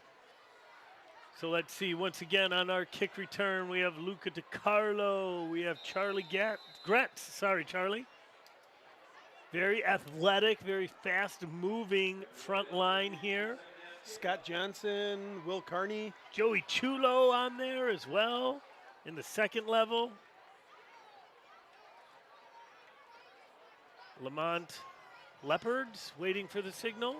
Short kick. Don't let it bounce, as you say. They let it bounce and fell on it. That was number 33, Jack Trudelar. One of the what do you call him, up back, up man? Up dog? Up dog? What's up, dog? Got to catch that football. There's now 3 kickoffs that have hit the turf. Can't let the ball hit the turf. That's on Sammy and Blaze right there, because they are the quarterbacks of that backfield. Got to call that ball. Got to say who's got that ball. But still, Cats will get the ball at the 24-yard line. All right, looks like same cast of characters. 2 receivers left. Shambo, LaVista behind him. Looks like Boyd Hunt at the H. 1 receiver far right. Fake the bubble screen. Got someone back in the middle. Way to work back to the ball. Sammy. Seth. Oh, we got a flag. I don't know where. that was Oh, They might get Nikolic there for down while the ball was in the air.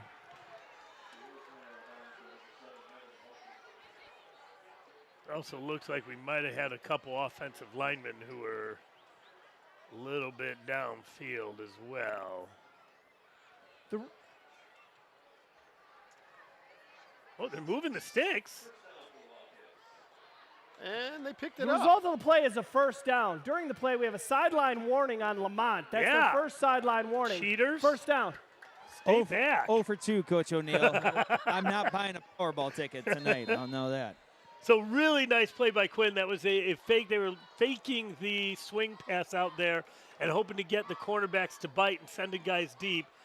Quinn kept his feet, kept his eyes downfield, stayed square, and was able to dump the ball off to Sammy for a big first down. Baker's got it up the middle. Gonna fall forward for maybe 2. He hits the hole quick. He does. Nice shot there of a bunch of the guys from our offensive line. Bateski, Andrew Johnson, RVB, Richter, Owen McGrory. Those guys don't get their names read nearly as much as the skill position players. They're doing the job, especially those 3 going both ways. I was going to say, Coach O'Neill, a lot of those guys are going both ways and doing a great job with it. All right, 2nd and 8 from the Cats 43-yard line. Fake handoff, bubble screen, out to Seth. Falls forward, about 2 yards short of the first down. Nice blocking out there by Luca. Kept his hands moving, kept his feet moving, not giving the ref an opportunity to even think about a holding call. I'll bring up 3rd and 2 from the 40. Gets up to the line Make it a quick. 3. Lemont is all over the place. Get the playoff. Coach Ori wants it too. Oh, short snap. Go ahead. Go ahead. Shambo gets pulled down. He's going to be short. It's going to be 4th and about a yard. Looked like the coaches for the Cats wanted maybe a horse collar, coach? I couldn't tell how he was pulled down. Yeah, it's going to be 4th and 2. Coach Ori looking at Jones, saying, come on, coach. Quinn's going to be back in punt formation, though. Doesn't seem like Lemont notices that, though. There's a personnel issue. We're missing a guy. 7 seconds. I think we're going to need to take a timeout unless we can get it off quick. 3. Good. Got it off. Oh, Good kick. Ooh. Great punt. Down it. Down it. There we Nice. go. There Nice we job. go. Gavrick hustled down. Downs it at about the 5. Looks like they're going to mark it at about the 6-yard line. Trudelar was the player they were waiting for. I don't think he knew they were going to punt. And then he comes in and just delivers a bullet on that snap to Quinn, who gives it a big left foot boot and down inside just outside the 6-yard line. You know, Coach, you were talking about that earlier with the defense not quite sure. That's always one of the benefits of having your punter be quarterback. Never quite know. Yeah, and you have to be Impact. ready to adjust. You have to be ready to go, and they weren't. All right. Kunikis takes it at about the goal line. Inside handoff. Oh, got to wrap him up. It's a 10-yard gain. Nice tackle there by Mason, coming downhill hard. Mason Strader from his safety position. That was Dan Taylor. He's had a couple nice 10-yard runs. Nice job. We caught him in the backfield. I know we didn't tackle him in the backfield, but he wasn't getting untouched to the second level. That's something we saw a whole bunch of in the first quarter. 2 receivers left, 1 to the right. Oh, yes. Action, we got- Antonio Vaughn. couldn't wrap Oh, him. Boy, he's tough to bring down. Wow, it took 4 guys. Vaughn got in there quick. Coach O'Neill, it's a little hard to see from down here, but it looked like there's another little bobble there in that quarterback exchange. I think there was something hinky, definitely. I don't know if it was a bobble or just a missed mesh point, but, I mean, it is week 1, but these guys have been practicing that since July, and they're definitely, that's slowing some things down there. I don't know if it was hinky. Might have been goofy. Yeah? Strange. Another inside handoff. Looks like Taylor again. Getting out close Yeah, to the first down. 20. And plenty of room. That's just some power running right there. I know on the varsity level, you can't run the same play over and over again. But I don't know why you wouldn't go back to that a whole bunch. I mean, he's good for 8 automatically. Into the slot, incomplete. That ball was a little low. I hate to go Woody Hayes on us right now, but when you throw the ball, only 3 things can happen, and 2 of them are bad. And when you've got a running back like that that's getting you 8 yards, don't outthink yourself. I don't know how I work with such an old man. All right. Kanikas. Oh, Hey, there we go. that inside handoff. I think it was Taylor again. Yep. Like I said, you've got to change things up. That's what I was thinking, but I didn't want to say it. Because I wouldn't want to step on your Woody Hayes dream. All right, 2 receivers left, 1 to the right. 3rd and 10. Deep in their territory. Taylor to the left. Going to throw it out left. Looks like a bubble Get screen. it. Yeah, read Nice. all the way by Marabella. Nicely done. And you saw he collected himself, too. He didn't come running up full steam, hell-bent for leather. He broke down, wrapped up, didn't worry about making a huge hit, made the tackle, and now they're 2 sticks, 4th and 12. And that receiver tried to block him. No can do. Yep, Mirabella's so strong, so fast. He's had some trouble staying healthy, and so if he can just get that injury bug past him, man, is he an asset to this We football got team. Nikolic and Seth. Oh, Fire, get away fire, from- fire, fire, fire. Oh, jeez. Get away from the ball, Mason.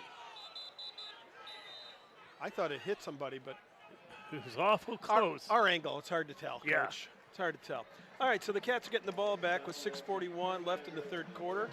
They're up by 9. Ball's going to be at the Cats' 49-yard line, so just short of midfield.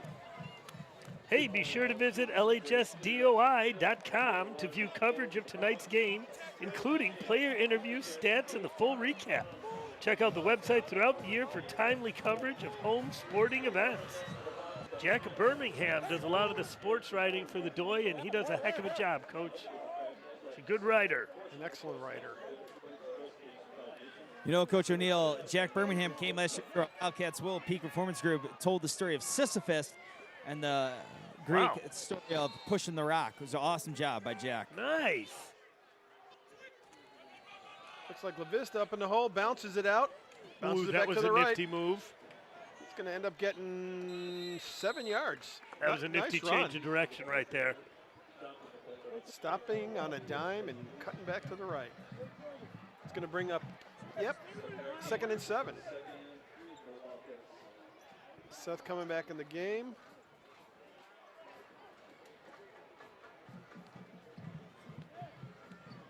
Nikolic to the left. Gavrick and Seth to the right. Play coming in. Looks like Coach Ori was adjusting something there based on some personnel that he might have seen. LaVista at the tailback.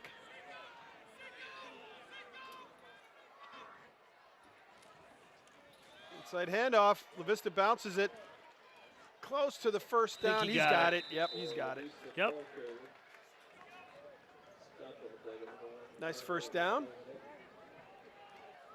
Nice Down little the- jump start there by La Vista to let the blocking develop. Look what's going. We'll give him a break. Bring in Baker. I think they're just moving him to receiver. Oh, he is staying on. 2 receivers right. LaVista to the left. Baker in the backfield.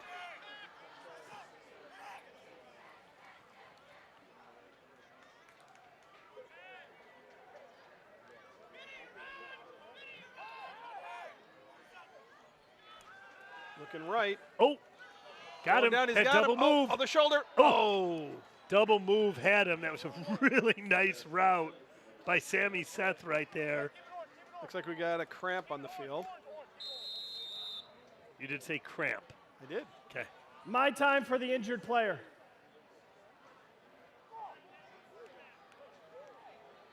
Was that Quinn who went down? That is Coach O'Neill, Coach Mix. Okay. Let's hope the Quinn gets, yep, definitely working on him like it's a cramp. Coach O'Neill, Coach Mix, well, we have a break in the action here. On October 20th, last home game of the year, We're Coach gonna take Dugan. this as a hydration timeout. Both sidelines, hydration timeout. Coach Dugan and the dance team have the Junior Palms Dance Clinic. I know that's always a big night here at the Walter R. Johnson Sports Complex, so make sure you head to the web store, get signed up. Good afternoon. Those Junior Palmers will be out at halftime of the JV game that night with their dance performance here on that October 19th, October 20th. I know there'll be Here against Stevenson. There'll be 4 O'Neills, 1 Davis, a couple Henneberries, among many others here on that night, ready to palm it up. There will. It'll be a gaggle of young little Wildcats out on the field. So are we looking like that's a cramp still down there, Coach? I believe so, Coach O'Neill. Can you have a gaggle of cats? I don't know. I don't know. Coach O'Neill set the bar really high earlier with his big vocab words. I know I'm not an AP teacher, so I don't have to worry about that type of stuff. But at the same time, I'm just trying to. I like it. I like it. I don't know about the gaggle of cats thing. So, are you ready to rake the lake? Join us next week, Saturday, September 2nd, as we rake the shoreline to prepare for our upcoming restoration work. Students, staff, and community volunteers are welcome. For more information, see Mrs. Dr. Khan in room 226. That's ECOS, the environmental club that's done a ton for Butler Lake. They cut down all the buckthorn. They've done a lot of work with state EPA. So some pretty cool stuff that they are doing there to help everything get ready. All right, well, Chambeau's coming off. Wonder if we're going La Vista as quarterback? Josh Holt comes back in at quarterback here for the Cats. Okay. With Quinn off to the sidelines. Holtz filled in as sophomore quarterback last year, even though he was a little miscast in that role. I think the Lemont coach was yelling that it wasn't going to be a running play. Oh, no. Is that Holt down now? Holt? No, I think that's Sammy. Oh. My time for the injured player. For those of you wondering at home, it would be a clouder of cats. Clouder. Oh, it looks like it's a Clouder. cramp, too. Not. I guess it's just a pride of lions. It's a clouder of cats. I think you made that up. Maybe. Wow. It looks like another cramp, doesn't it, Coach? Yeah. Hydration, not getting enough. I mean, at a certain point, you just can't get enough when you're out there exerting yourself. And I think one thing that people forget is it's a series of sprints. These wide receivers, these skill position players are sprint, sprint, sprint. And that puts a lot of strain on the muscles. And you cannot hydrate enough to keep that from happening sometimes. Coach Davis, can you tell who's down out there? Can't quite tell. But they're working on him like it is only a cramp. Pickle juice, isn't that what they say is a good thing to drink for to help that? Or is that just an old wives' tale that it actually works? I don't know. Woody Hayes, I think, liked the pickle juice. He did the salt tablets, I'm sure, Oh. back in the day. Quinn tried to run back in and he went down again. Cramping up everywhere. Yeah, the salt tablet thing. I missed that. Come in from practice and the coaches make you eat a handful of salt. Did you ever have to use smelling salts back in the day? You don't usually know when you're using them. You I meant wake up and you're I like, meant hello. as a coach. Oh, no. There's a good close-up shot of Antonio right there. Hamming it up for the camera.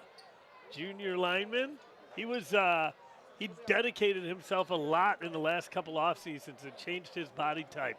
as a freshman, he was an incredibly disruptive force, but wasn't the svelte muscle that you see before you today. Was he a wrestler? He did wrestle his freshman and sophomore year. I don't know if he's still doing it. Okay. I'm not sure. I don't know that he's not, but I don't know. That's a little concerning, Coach. We've got 2 players down, both with cramps. Freshman football is tomorrow at 9 a.m. here in the stadium. Coach Eggert leading the way for his second year in round 2 of his football stint. Coach Sean Farrell calling the defense, Brady Sullivan calling the offense. So they will take on Lemont tomorrow morning right here at Walter R. Johnson Sports Complex. That is Boyd Hunt coming off the field, another one of the guys who's getting action both ways on both sides of the ball. He is still hurting. You can tell he is still cramped up bad. I saw Quinn coming off this side, and he was hurting still. Yeah. They're still working on him. All the trainers are involved. And there's only so much you can do at a certain extent. Now it looks like All right, moving so around a bit. Looks yeah. like LaVista's at the quarterback position. Yep. Sammy's at the slot. Tamarian's in the backfield. I have a feeling this is going to be a run, Coach. Yep. Student body left. So that was just the Wildcat. We saw LaVista run that one time in the first half. To bring up a 3rd and 5. Is it 4th? Oh, 4th and 5. You 4th got and it. 5. Fourth down. But keep in mind, Quinn is our punter also. So I have a feeling we might see Ratner go in there. Oh, there he is. Ratner going into punt. The hardest part here is he's got to pull off of it a little bit. His leg could put that thing through the uprights. It'd be nice if we could. This goes back, Coach Davis. If Quinn was back there, this all of a sudden might look a little different. Kick it away from him, Ben. Oh, flag? Oh, got to call it a tip. There we go. Hey, ball rolls inside the 10. Nice job by Ben. Libertyville That's a fans good- calling for a roughing call. That's a good result there. I think you're only going to get a running into, which is 5, puts you at 4th and 1. Right. And he tipped it. So no call. right. The ref was very clear that it was tipped. Yeah.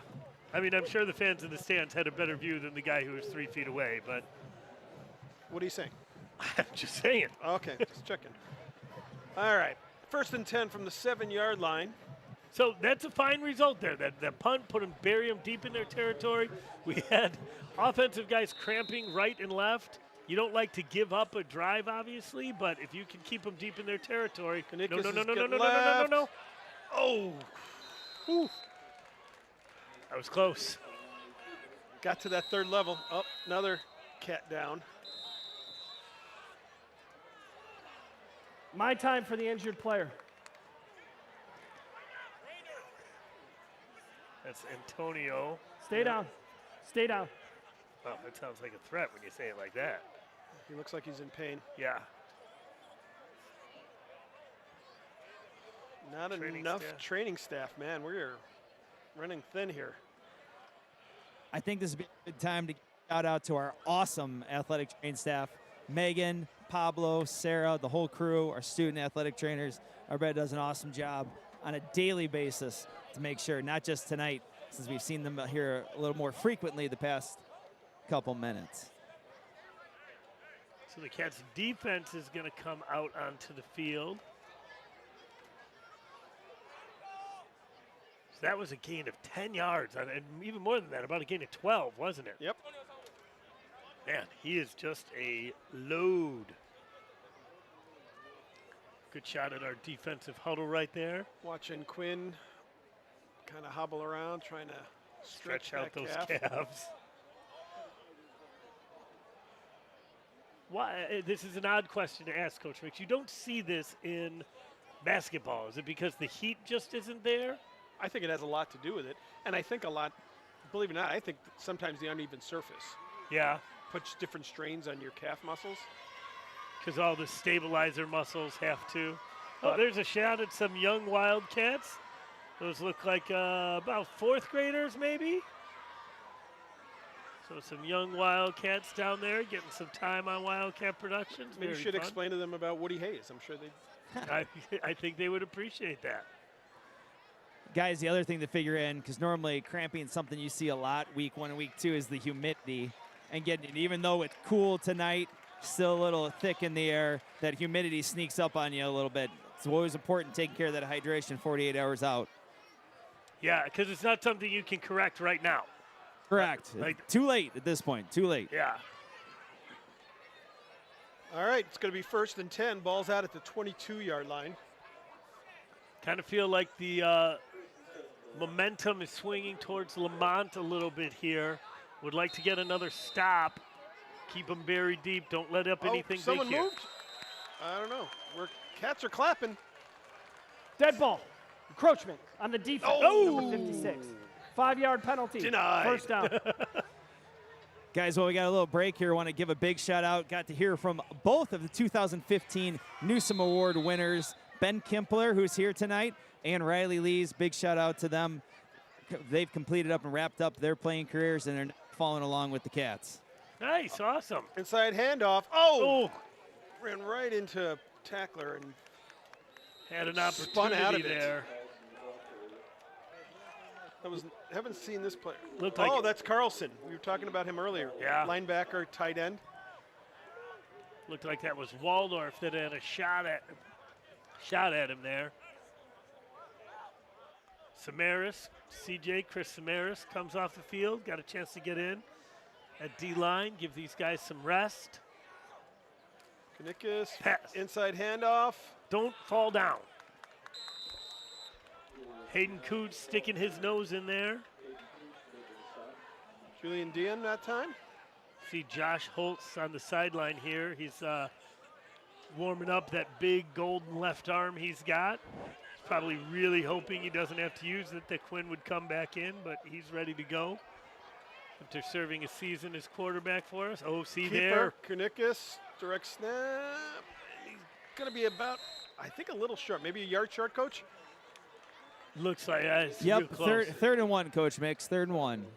So I just saw something that Coach Magnuson talked to me about, rotating over on our blitz package. We were a little late on that, and I think that's what allowed Kanikas to get that extra little drive there. We weren't quite in the spot where we needed to be. He's going to throw. Oh! Oh, no, he spun out of it.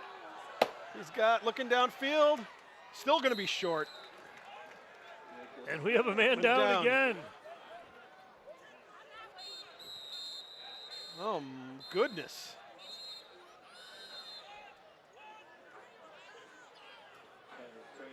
Little My surprise. time for the injured player. A little surprise there with Lemont choosing to go to the passing game here. It'll be interesting to see if they go for it on 4th down. If they're thinking right now with the way the clock is getting here to the end of the 3rd quarter, and after that successful muddle huddle or game. Oh, that's right. We had a muddle huddle. I forgot about that. Yeah. If that factors in, I think if you're playing along at home, I think that's like 10 or 12 times a night. So But man, a missed opportunity right there by the Cats to put that way deep and really take the 4th down option kind of out of it. Looks like another cramp, Coach. Yeah, oh, for sure. There's Haynook. Haynook getting on the sideline, getting a little love from the camera there. Yeah, I see Sophia White down there, Coach. She plays a little ball, doesn't she? Sophia, big lax player. Yeah, big lax player. Awesome lax player. Is there, Coach Davis, this would be a rule question. I mean, there's nothing to stop the refs from stopping the clock every time we cramp. 4th right? down. They're 4th not going to down. like penalize us or stopping the clock, correct? I don't think so. Nope. I mean, as long as guys are going down, they want people to be safe. Whew. It is kind of strange. This is our 4th, and they haven't had any, right? I was noticing that. I didn't quite want to say it, but they haven't had any. Looks like Quinn's running a little. Looks better than he was earlier. CMO down here, Coach? Oh, yeah. Doesn't look very comfortable, though, does No, he? he doesn't. All right, that was RVB. He's coming off.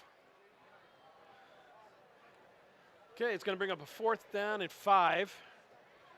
Looks like punt formation. Yep, back to punt. We got to watch for trickery.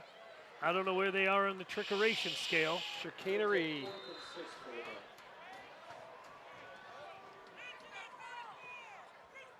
Cats are watching. They've got one scout peeking right there. It's a run. He's it. He's it. He's got it. He's got it. Easy. Big collision, but 2 yards too late. Mason closed the gap just as quick as he could. But I mean, there was no doubt. He never even thought about punting it. He grabbed that ball and was going. And Coach O'Neill, that goes back to that 3rd down play call. I think they dropped back the pass the way the passing game's been going tonight for Lemont. If it wasn't coming here, Yeah, I mean, I think you're right. They decided that was 4 down territory. They just decided their best chance was on trickeration after that. The 3rd time tonight, but thanks to Coach Henneberry and the Muddlers, it's a 2-score game now for the Cats. Still, correct. That puts the pressure on the offense, and we're getting down here towards the end of the 3rd. 2 receivers right, 1 to the left. Inside motion. Handoff to the inside. Nice. Number 6. That's James Legrado. I think it's the first time we've said his name tonight. As you can tell by the way I struggled with it. Maybe Girado. All right, 2nd down and 8. Quick up to the line. Inside handoff, stacked up that time. Hey, Nice there we go. play. That's nice. That's what we needed. Linebackers coming down. Defensive line getting a little bit of penetration, holding up. That was Owen McGrory with the first hit. So just like we had on the last drive here, it would not be surprised for Lemont to try to make this a 4th and manageable. It looks like they're playing ball from right out 4 down territory. Couldn't quite hear you there, Coach, but I think we're saying 4 down territory. Yeah, All I right. mean, let's see what this 3rd down call is. Are they going to take a shot? Fake inside Yep. handoff. He's looking. He's got him. a He's got him stop. deep. Oh, nearly. He's got him. Oh, Strader got him at about the 2. Big shot down the field, Coach. Took the shot, like Coach Davis, like you said. They're worth taking a shot if they think if they know they're going for it. And I mean, we were nowhere close. He was behind us, walking, having a shave, a sandwich. All right, it's going to bring up 1st and goal to go from, looks about the 2-yard line here, Coach. I think it's going to be a keeper. Oh, big hit. Big hit. That was a little bobbled snap again. It's hard to tell from up here. That's Caleb Basic showing you why he's an all-state wrestler and just coming through and laying the wood. I feel like that's the first time we've gotten a big hit on Canikas all night tonight. Coach Play will O'Neill. end the 3rd quarter. Coach O'Neill, got to give a big shout out to all the Cat TV production crew here on the sideline. Jack Carey, Henry Callison, the whole crew holding it down here with the cameras, getting those great action shots here on the sideline. I know you guys have been getting a shout out to everybody, but the Wildcat Productions does an awesome job year in, year out. One of the best production crews in the state of Illinois, if not the best. Hats off to everybody for getting it pulled together. Mr. Treptow, Mr. Howard, everyone for being outside. I think Coach Treptow was here till 10 p.m. last night, getting everything set up out here in the heat to make sure we had a good broadcast here tonight. So hats off to everybody at Wildcat Production. There we go, and there was the control room right there. We have Colin, Emma, Jack, Finley, Eric, Jack, Ethan directing the second half tonight after Finley the first. Henry, Callie, Evan, Breyer, Caroline, Will, Jaskarin, Metmit, Kanoa, Liam, Cecily, Luke, Clayton, Sophia. There's a lot of kids back here putting in a lot of work to get this going. There's a lot of cameras. Dan Treptow running the whole show for us at Wildcat Productions. I don't know. I mean, it's pretty impressive. I watch a lot of high school football. Don't see too many sideline reporters being able to roam and weigh in, and the graphics that we have. And this is just week 1, folks. I know Jack and Henry are trying to get me some airtime, but I keep telling them I have a face for radio, so this works out pretty well. I don't know. We keep on stealing looks at you, Coach. It's a thing of beauty. Oh. Somebody move. That'd be nice. It was second. Dead ball. False start There we go. on the Nice. offense. Number 16. 5-yard penalty. Second down. Move it back to Second and the 8. Yep. Make it a little bit harder. Second and yep. Second and goal from the 8. Still 2 receivers left, 1 to the right. Be interesting to see if Lemont sticks to the ground game here. Yep, he's going to throw. Yep, he's going to scramble. I think he Todd, he spun out gets of it away again. Oh! Oh! There we go. There we go. Basic says, you Basics. will not get away from me. You shall not pass. The simplicity of this game amuses me. Bring me your finest meats and cheeses. That was a big play. That's huge. That's going to make it third and goal from the 25. Wow. No, 22. They marked it 22. Gosh, if we can keep them out of the end zone after that drive, that's huge. It's also giving some of our guys with cramps a little chance to rest here. I didn't get a chance to see the Lemont kicker warming up here. I don't know if that's an option for him here at this time. He's throwing right. Oh, hit. Oh. Nice job. Hit as he was throwing. And the receiver turned to come back to the ball. The defender fell down or slipped.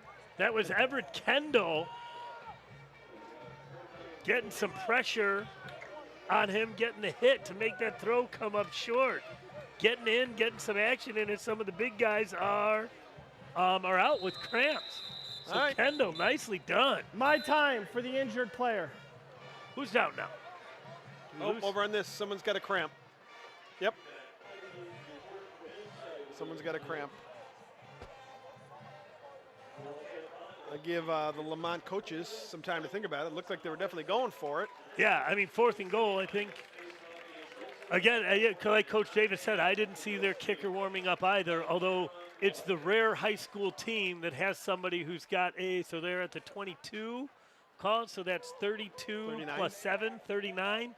Not a heck of a lot of teams. Plus, you're already chasing, you're chasing 9. So I guess 2 scores, that helps. I mean, the 3 would help. But you got to be pretty confident about that.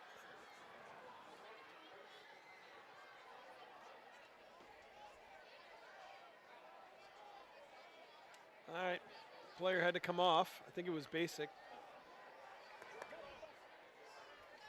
That's a loss on 4th down right now. Basic is a big body in there and takes up a lot of space. Ooh, a little twist inside right there, an inside blitz. Into the end zone. That's going to be pass interference. Why- They're going to get that ball. And Blaze should have downed the ball in the end zone this time again, too. He grabbed. That's going to be either illegal hands on Looked Blaze. like the receiver got turned. Yeah. So automatic first. It depends on the call. Well, actually, I think either way, it's an automatic first. Yeah, just before that, just before the camera got there, was a nice play. And I always tell all our defensive backs, make the ref make that call. Pass interference on the defense, number 4. Half the distance to the goal line, 4th down. Not still enough 4th at down. Coach O'Neill. What's that? We missed that, Coach. What'd you say? That's one in high school, not an automatic on the PI. That was a change a few years ago where Okay. they changed that.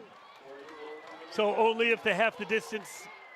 Oh, so it's not a first down. 4th so and it's 9, half right. the distance. It's still 4th and goal from the 9. Thank you, Coach. Going back to the air. That's got to be a hold. He can't tackle him. The chase right now. Overthrow. There we go. That is huge right there. Eric Waldorf Turnover giving on chase. downs. It looks like Quinn is going to give it a go. Charlie Clark. That was a heck of a job right there. Chris Samaras getting some time in. Excellent job. Coverage downfield.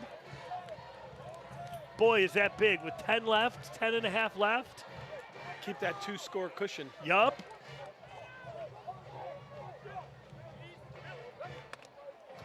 All right, here come the Cats. Shambo's going to give it a go.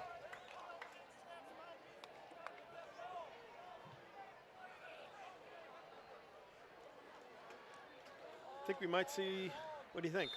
A lot of La Vista, or you think he's going to throw, not move? Oh, see. Oh, he's got to run. yeah, he sits down. I don't know if that was injury or, yeah, he's hobbling.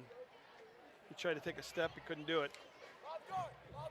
Oh, no, he's calling for. Thought he wanted someone to come in for him.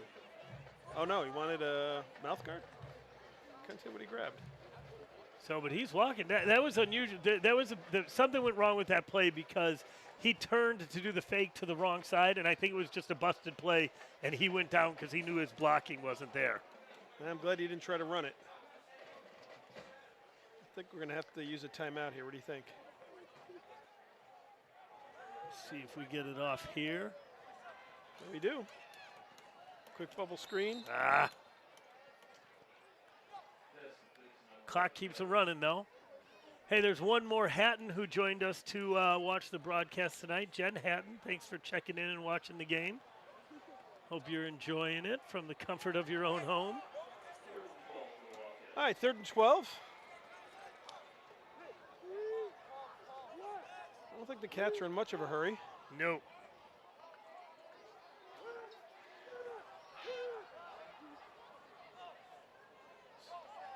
Switching sides. 5 seconds on the clock. Gonna have to take a timeout, I think. Yep, there it is. Timeout. Libertyville. There's a fine line between taking your time and letting the play clock go to then burning timeouts here. There's still 9 minutes left. And especially the way we're cramping right and left, you can't really take anything for granted here. I think when you're down that close to your end zone, you got to be careful. Yeah. And I think they just didn't want to take the chance, so they knew exactly what they were doing.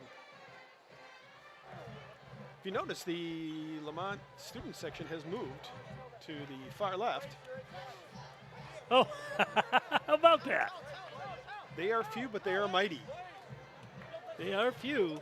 I was really anticipating Lemont traveling better than this. Couple state playoff bursts the last couple years. Good run into the state playoffs. It's a long ride, though. It is. I get that on a Friday night. All right, La Vista, he's flanked out this time. Yep, Quinn's still back there. So it's 3rd and 12 from deep in our territory. Charlie Clark's in the backfield. Have a feeling we're either going to see one of those quick swing passes or a wide receiver screen here. 2 receivers right, 2 left. We move.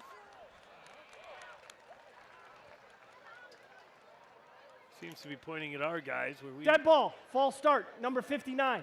Half the distance to the goal line. 3rd down. doesn't help. Doesn't help. Still got to be careful here. Probably doesn't change the play call. It's something getting out quick. Just got to make sure you're not throwing it behind. –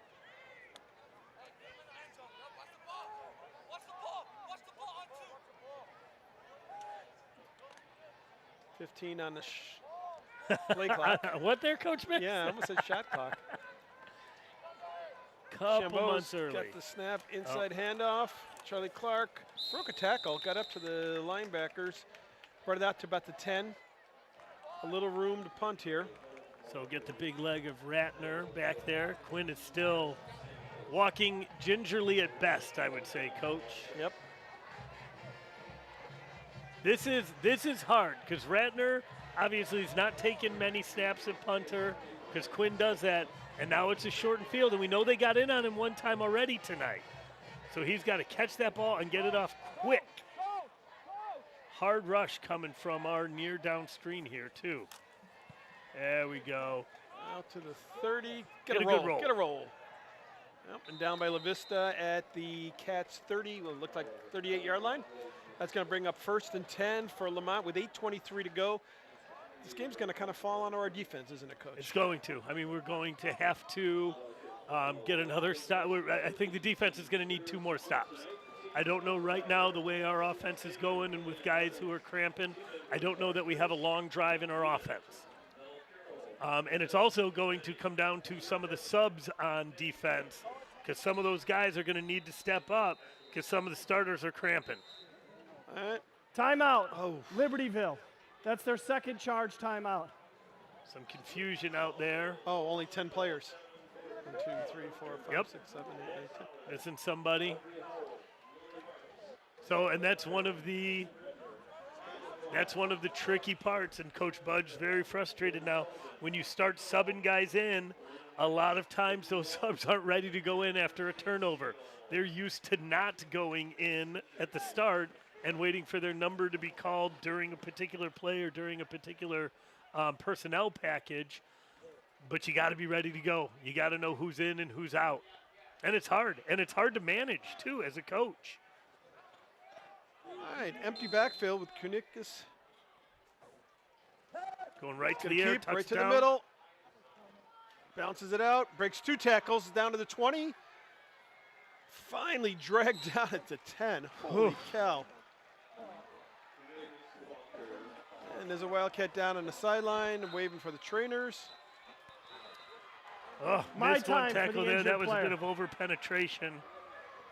And finally got him wrapped up. Hayden Coots got him wrapped up, brought down, but big gainer.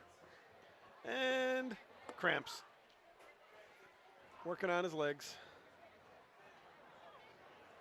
Can't tell who it is down there. They're very, very far away.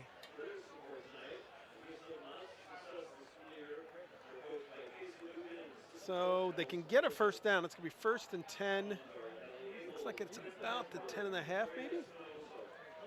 It's a hard game to manage because right now the Cats are up by 2 scores. They don't want anything to move too quick, but they also want to keep on the pressure and keep pushing because we've seen how quick this team can score. Sure. We've seen their quick strike ability. So Antonio Vaughn is staying on, not a surprise. Oh, McGrory, tough as nails right there, Coach. Another wrestler, Owen. I don't know where they're running out. They still got a player down in the field.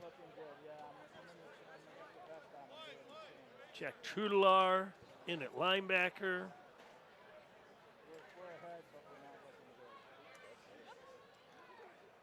Yep.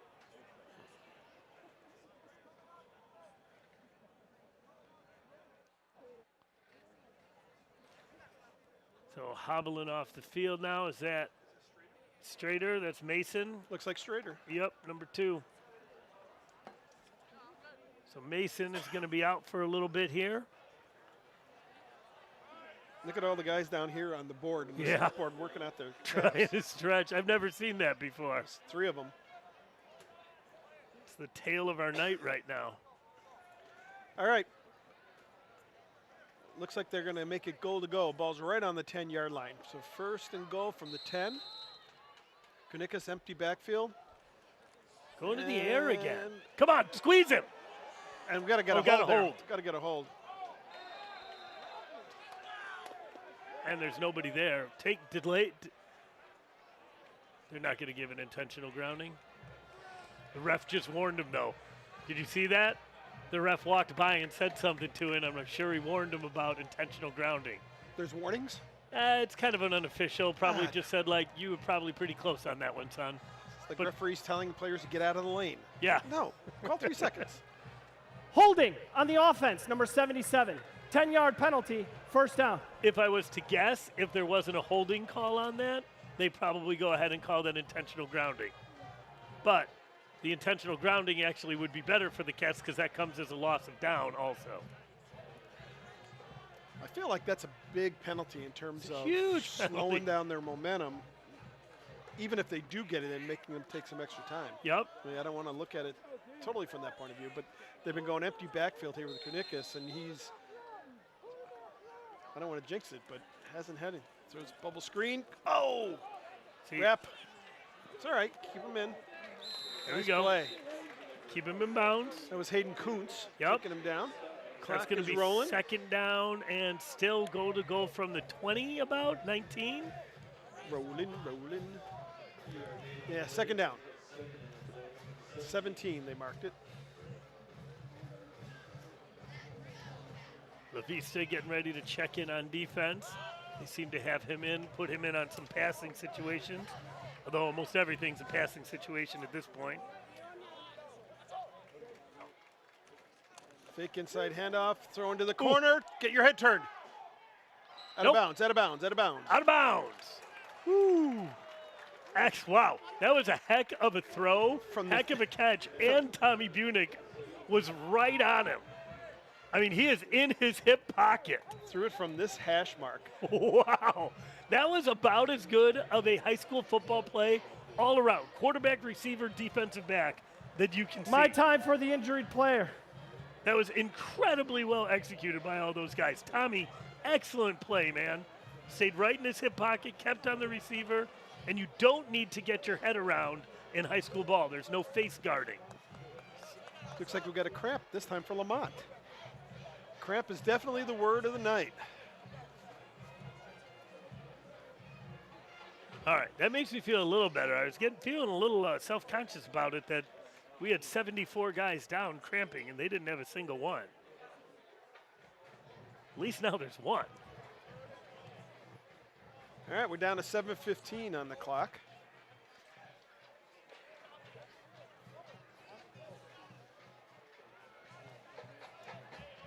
Still working on the Lemont player. They won't start it, Coach, when he's even if he's off to the side, or will they? What's the rule? Not till he's on the sideline. Well, yeah. I mean, he's out of bounds. I just didn't know if he's far enough out of bounds.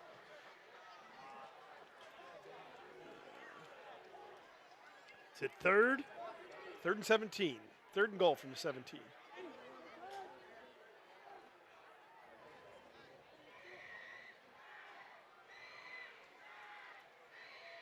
They're still waiting for him there. Yep, they're working on both legs. Oh, he tried to get him up. No, man down. Welcome to my life. Only that's mine just cramp getting from sleeping. I was going to say, that's just getting out of bed. Oh, God. Need the taller bed so I can just fall out. Get up on those legs. Cameron Schaefer, who is on the last Wildcat team to make it to a state championship. He just checked in, Coach, and you know what he said? He said we need a muddle huddle. He thinks there hasn't been enough muddle huddle tonight. Yeah, you guys in your muddle huddle. It's from that, all right, now from we're that up. class with Riley Lees and Ben Kimpler, who Coach Davis said they checked in before. 3rd and 17. Looking. There's a Screen, middle screen. Oh, dropped. That's Drop. That's big. Chase Lefevers could not quite get a handle on it. I He don't was- think it came out clean. Let's see if we can see the pass again. Looked like just a Shoulda little, had it. just a little wobbly. Yeah, I think All he right. was trying to think of what he was going to do with it ahead of time. Fourth Oh, and- lining up for a field goal, or at Yep. least that's what they're lining up. 4th and goal from the 17. All right, Cats, be aware. This is 34 yards. And the quarterback, Kunikas, is the kicker. They are kicking. No. White, Shanked off to the right. Yes. Big. Coach, like you said, coming down to the D, getting the stop. Big stop. That's big. Big. So that 2 scores, once again, that 2-score game forces Lemont into a decision to make a kick, and it just wasn't executed. It'll be interesting to see when they start using their timeouts. Yeah, they they need have 2 all three. scores. Need They 2 scores. Yeah. I'm more interested to see right now what the Cats' offense is going to do. Who is out there? So Quinn is coming out there, but you can see he is hardly walking.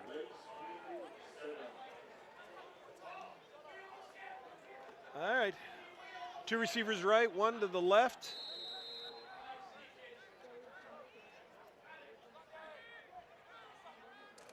Inside handoff. That's a nice run. There we There go. we go.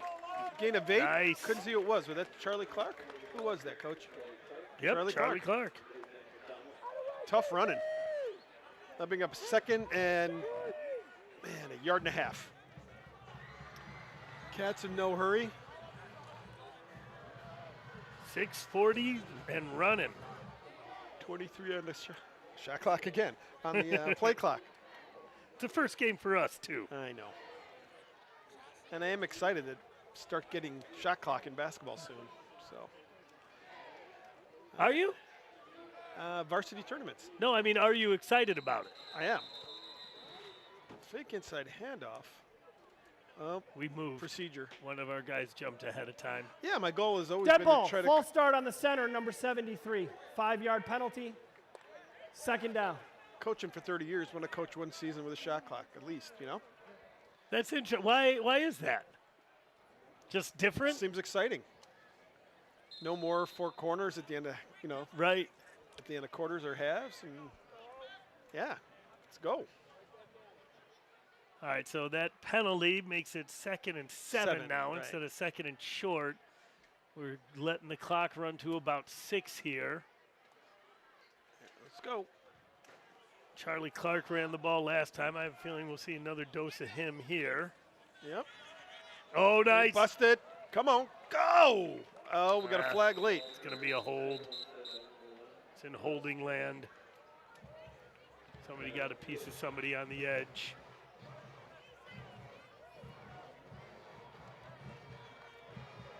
Charlie Clark running hard here, trying to keep Holding possession. on the offense, number 73. 10-yard penalty, second down. That, now, interesting. I'm sorry. no, go ahead, Coach. But I'm thinking about this from a time conservation point. I know that. I mean, now we're getting another play, and True. we keep running the clock down. I'm wondering, from a Lemont point of view. Yeah, but now it's rather- also 2nd and I get it. 23 from our. I think the position of the field on the field would change that, but deep in our territory. But the clock's running. We're running it down. It's going to be under 5:30 before we snap it. There it is. Throw it to the flat. Nice. Wow. Nice. First Wow. down. First down. Woo! Quinn threw that ball with all arm. There was no leg involved there. And he better buy La Vista Coca-Cola. But he put it 'cause only where La Vista could get He it. did. No Again, a chance. back shoulder. Had That to was come a back long to throw. the ball. Shows the arm strength there of Quinn, because now that's a dagger. That's a dagger right there for Lemont, because they had a 2nd and 23 backed up at our 10, about 6 to go, and now all of a sudden we're out of the shadow. As long as we don't do anything crazy and turn the ball over. Let's see if DB can break one here. I'm really surprised Lamont's not using its timeouts at all. Oh.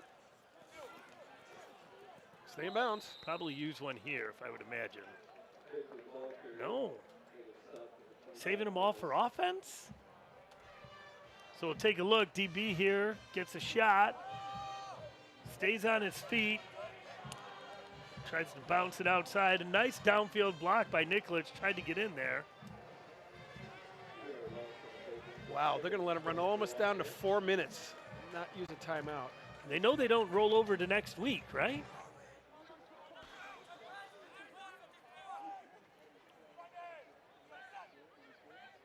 Yep, taking their time. 6 on the play clock. Inside handoff. Charlie Clark. Good second effort Come by on! Charlie. First down. I think he might be just short where they're going to spot him. No. Yeah, No. that's fine. We can run it. Heck, take 2 downs to get this first down. Ever the optimist. I mean, we're down to 3.5 now. Still not using a timeout.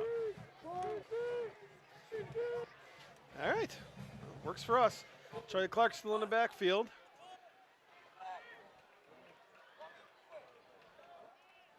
Have we only gotten 1 first down on this drive, the La Vista pass? I think so. This has been a 5-minute drive, and we've gotten 1 first down. He's going to throw. He's got him. Nick, hold the ball, son. There you go. That should about do it there, Coach. That's pretty big right there. Just got to avoid turnovers, anything crazy.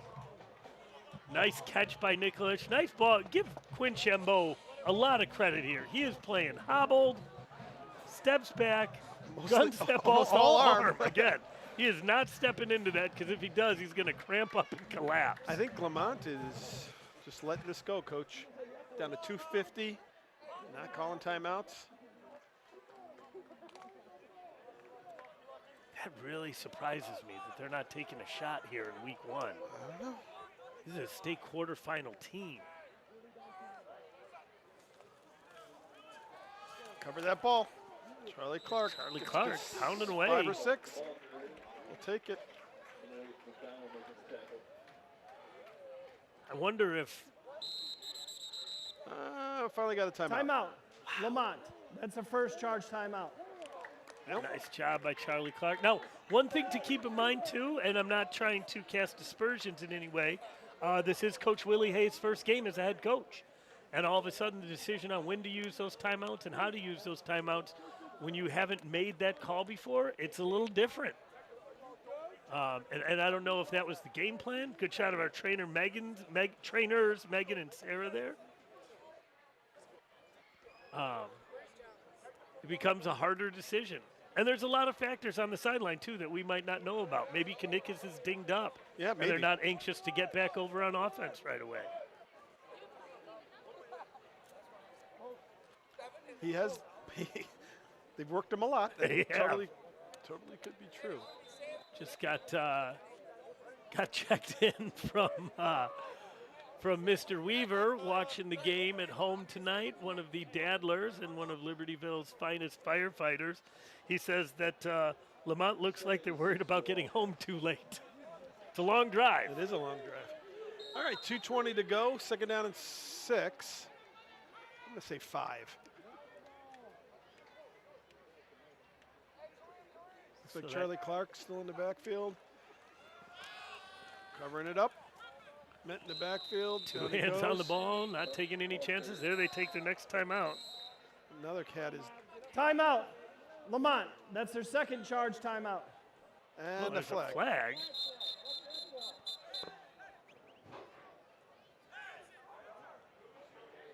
Somebody was saying something. I don't know which side. From the celebration, it looks like it might be on the bad guys. On the Lemont Lemurs. Keep trying a few out, and nothing's really stuck so far. The Lamontians.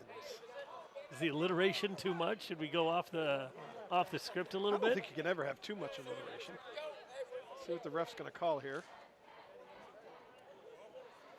Looks like a couple of students, cramps in the legs, limping along the stands here. Students are cramping up also Yep. in the stands. Hate to see that.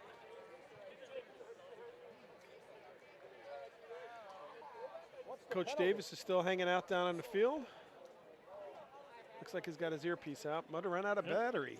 Could Might be. just be you and me tonight. Could rest be. of the way. Maybe Coach Davis ran out of battery. He's been here a long time today. See what this call is.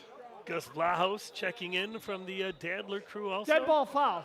Unsportsmanlike conduct. Lemont, number 50. Cheaters. 15-yard penalty. First down. I think maybe you have seen this before, Gus, but just don't want to talk about it like that. Turn out the lights. The party's over. So now 2 minutes, 2:11 left. Quinn hobbling out. Man, Looks like me after a day of pickleball.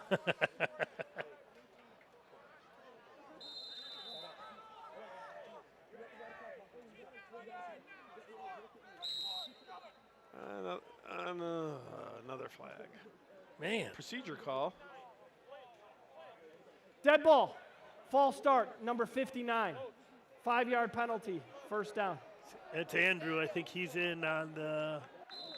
I mean, he's on the O-line. This is one of those points in the game where fatigue is setting in, especially for those big offensive linemen who are sitting in those squats, and it is hard to stay down in that spot. Please reset the play clock to 2:10. 2:10. Game clock, maybe? Please reset the game clock to 2:10. Oh, there we go. Thank you.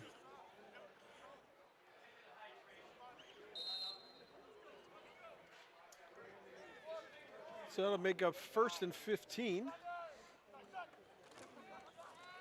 Clark again. Charlie bounces Clark. it outside. Stay in bounds, Charlie. You did. Clock keeps running. And taking a timeout. Take a look Timeout. at Charlie going out to the right Lemont. here. That's their third and final charge timeout. Nothing in the middle. Bounced it out. Did a good job of getting down before running out of bounds and stopping the clock. All right, so that should be their last timeout, Last Coach. timeout. They have no other way to stop the clock. It is third and 12 for us, 15.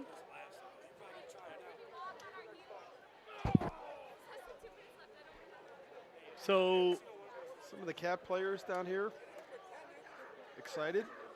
oh, this is a big week 1 win for the Cats. Absolutely. As we always talk about, this conference is one of the hardest conferences in the state, and you've got to get to 5 wins. And those wins are sometimes tough to come by when you're going against Stevenson, Warren, Lake Forest, Lake Zurich. Absolutely. And that's tough. So getting a non-conference win against a good Good team, opponent. sure. This team is going to win probably all of its conference games. And so they are going to be a 7-win team this year. Oh. Trying to wrestle the ball loose. Clark's got 2 hands on it. That'll let the clock run down to a little over a minute. They'll bring up 4th down. Expect them to run it, Coach? I would think so. The clock stops on a change of position anyway, right? Yep. But no sense to, I'm with you. let this go. One more carry for Charlie here. Oh, they've taken Coach Davis's mic away from him, and they're leaving him on the They're side. wrapping it up.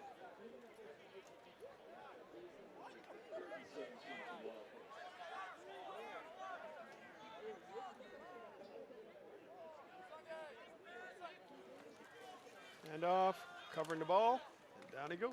There we go. So that'll bring us down to just about a minute here. So as we look at next week, we are not here, but the You and I. Wildcat, you and I are not here. The correct? fans are here. The fans are here. It's home next week also versus Richards at 7:30.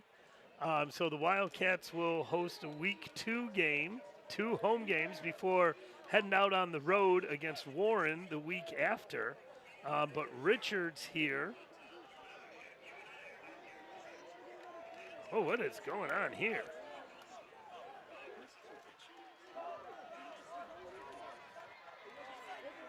They had the down marker wrong. We're throwing it. All right. So took a shot. Interesting decision. We had must have had the down markers wrong on the side. Yeah. Everyone stopped it. I think it was 4th down. That gets it down to 19 seconds. I'd imagine Lemont will take a knee here. I don't think you want to subject Kunikis to No. any more beating. So that's a big week 1 victory for the Cats. And an impressive victory as well. Absolutely. I mean, after giving up a touchdown on your first score on the first play of the game, and then coming back and winning 22-13, well, they're running a play. Oh, come on now. Dead ball, illegal substitution on They the got defense. 12 players. 5-yard penalty, 1st down. Trying to get some more guys in there. Just looked like a little chaos, little confusion. See some guys who are out there right now. Luca DiCarlo's out there again. He's been getting some time. CJ Christopher Samaras. Usually you still leave your defensive backs in, so there's nothing gets crazy behind you. But a lot of them have had cramps. So Yeah, he's going to throw. Kanikis is in still. Oh, there's He's the fumble. Oh, scoop! Picked. Who scooped it? That was a one-handed scoop. Nicely done, Charlie Clark, of course. Why not? You got to look at it here. Whoop, whoop, whoop, whoop. Charlie Clark with a scoop. Nicely done. Should be able to take a knee and go home. Yep. Might be hard for Quinn to take a knee. He might Right. not be able to get back up. Nicely done by the Cats defense there. You know, got to tip your cap, though, to Kanikis. He played a heck of a game did. tonight. He did everything. Yeah, he really did. See, he did. He could. He went down. Man down. And Big that'll do win it. for the Wildcats. So, Coach Mix, closing thoughts on the game. After that first quarter, I wasn't feeling very good about it. But man, the second quarter came out and established, and like you said, short memory, came down, scored. We had a couple really big stops on defense, which I think really turned the momentum. Because at the beginning, I thought Lemont was going to run away with that first play, touchdown run, and then a couple nice long passes. But Cats persevered, and here we are, game 1, win. Yeah, some big standout stars tonight. Quinn obviously played a heck of a game, was throwing the ball great. LaVista showed himself to be completely varsity ready and a star. And just an excellent game. Tipped your cap to the coaches and their game plan. They came out and they stuck to it. So big, huge week 1 win for the Cats. On behalf of Mr. Treptow and everyone on Wildcat Productions, great job tonight. Coach Davis, Coach Mix. Next week, you'll have Coach Davis and Coach Eggert. Coach Eggert, there's our Wildcat Wildcat. Productions crew. Awesome job in there. Nice job. 2 first-time directors in there, too, tonight. Well done. So next week, it'll be Coach Davis and Coach Eggert. I guess we found somebody decent to fill in for us, right? Big time. So looking forward to a wedding next week. And thank you all very much for joining us. We'll see you next week versus Richards. On behalf of everybody, this is Kevin O'Neill. Hope you had as much fun as we did, guys. Bye.